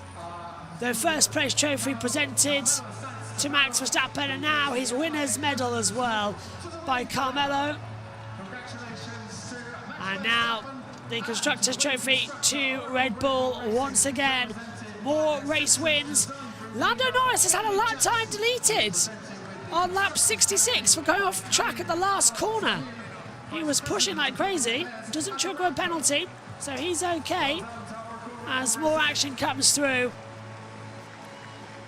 Second place for Lando Norris. Fantastic event for him. A lot of cheers for him too here. Well done to Lando. The boos you hear are for the Spanish government, not, of course, Catalonia wants independence and has done for some time. So the government here are not heavily respected as you would at a normal Grand Prix. So the booing's not for Lando, it's for the Spanish government. Third for Lewis. The dignitaries leave the podium. Our government is never on the podium. It's champagne time! The Spanish Grand Prix was absolutely fantastic. They moaned for years that this track never gave us any excitement. They changed it back to how it was originally. We have two classics back to back. What's Liberty's response? Let's put it on a street circuit in Madrid, in one of the poorest countries in Europe's city centres. Yeah. That makes sense, doesn't it? Spain will have one more attempt to convince that Barcelona deserves a spot on the calendar. And that is in 2025. Next up, though, for Formula One, it's Red Bull's home race. The Red Bull Ring in Spielberg, Austria awaits in just 7 days' time. Is there any stopping Max Verstappen? Who can tell? We'll see you in 7 days. Here's the race result then. As it stands, as I just changed microphones over as well. Max Verstappen, victorious. Lando Norris is in second. Third for Lewis Hamilton. Russell is fourth. Leclerc fifth. Sainz sixth. Piastri is in seventh. Perez eighth. Gasly is ninth. Esteban Ocon gets the last point in 10th. Further down, Hülkenberg's 11th, Alonso 12th, Zhou is 13th, 14th for Lance Stroll, 15th for Ricciardo, 16th for Bottas, 17th Magnussen, 18th Albon, 19th Tsunoda, Sargent takes 20th position. Okay, final thoughts then, starting from the pit lane. Omi, what did you make of the Spanish Grand Prix of 2024? Did it live up to the expectations that we had? It did, definitely. Great race coming our way there. Great battle anticipation all the way till the end. Who was going to take victory? In the end, it was Verstappen, but as just said at the beginning, fight for it. And once again, it was the same story here. Now we head to Austria. That's going to be exciting.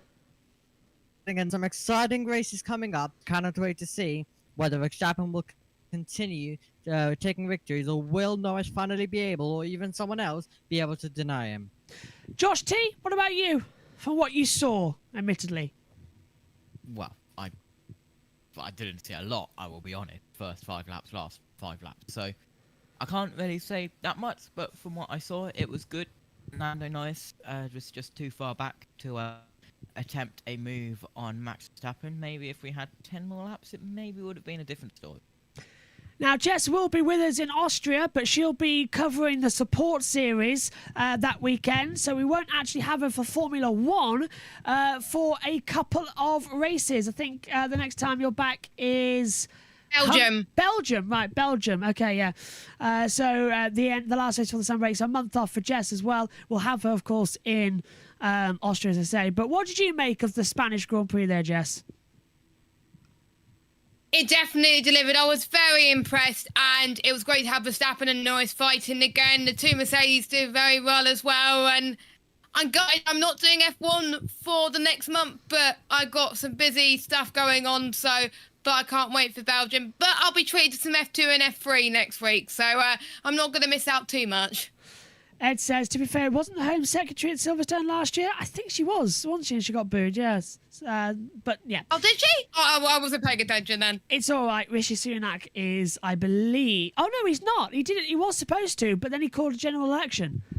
So it's not him now, because it's the day after the election, isn't it? So I don't think there'll be any political party presenting a trophy at Silverstone this year, unless... Keir Starmer races down there, because it looks like he's going to be the next Prime Minister as well, from where the polls are going at the moment. So, yeah, we'll see what happens coming through. Anyway, my thanks to Jess, my thanks to JT, my thanks to Omi and to Megan as well, and to Jack earlier on in the broadcast as well. It's looking very good for action here for 2024. Who says Formula 1 is dead? Yes, Max Verstappen is winning, but we are having great racing, and they are catching up. It's only strategy that can change it. The Red Bull Ring, though, always provides a bit of uncertainty. The Circuit de Barcelona Catalunya here in Spain has served another blinder.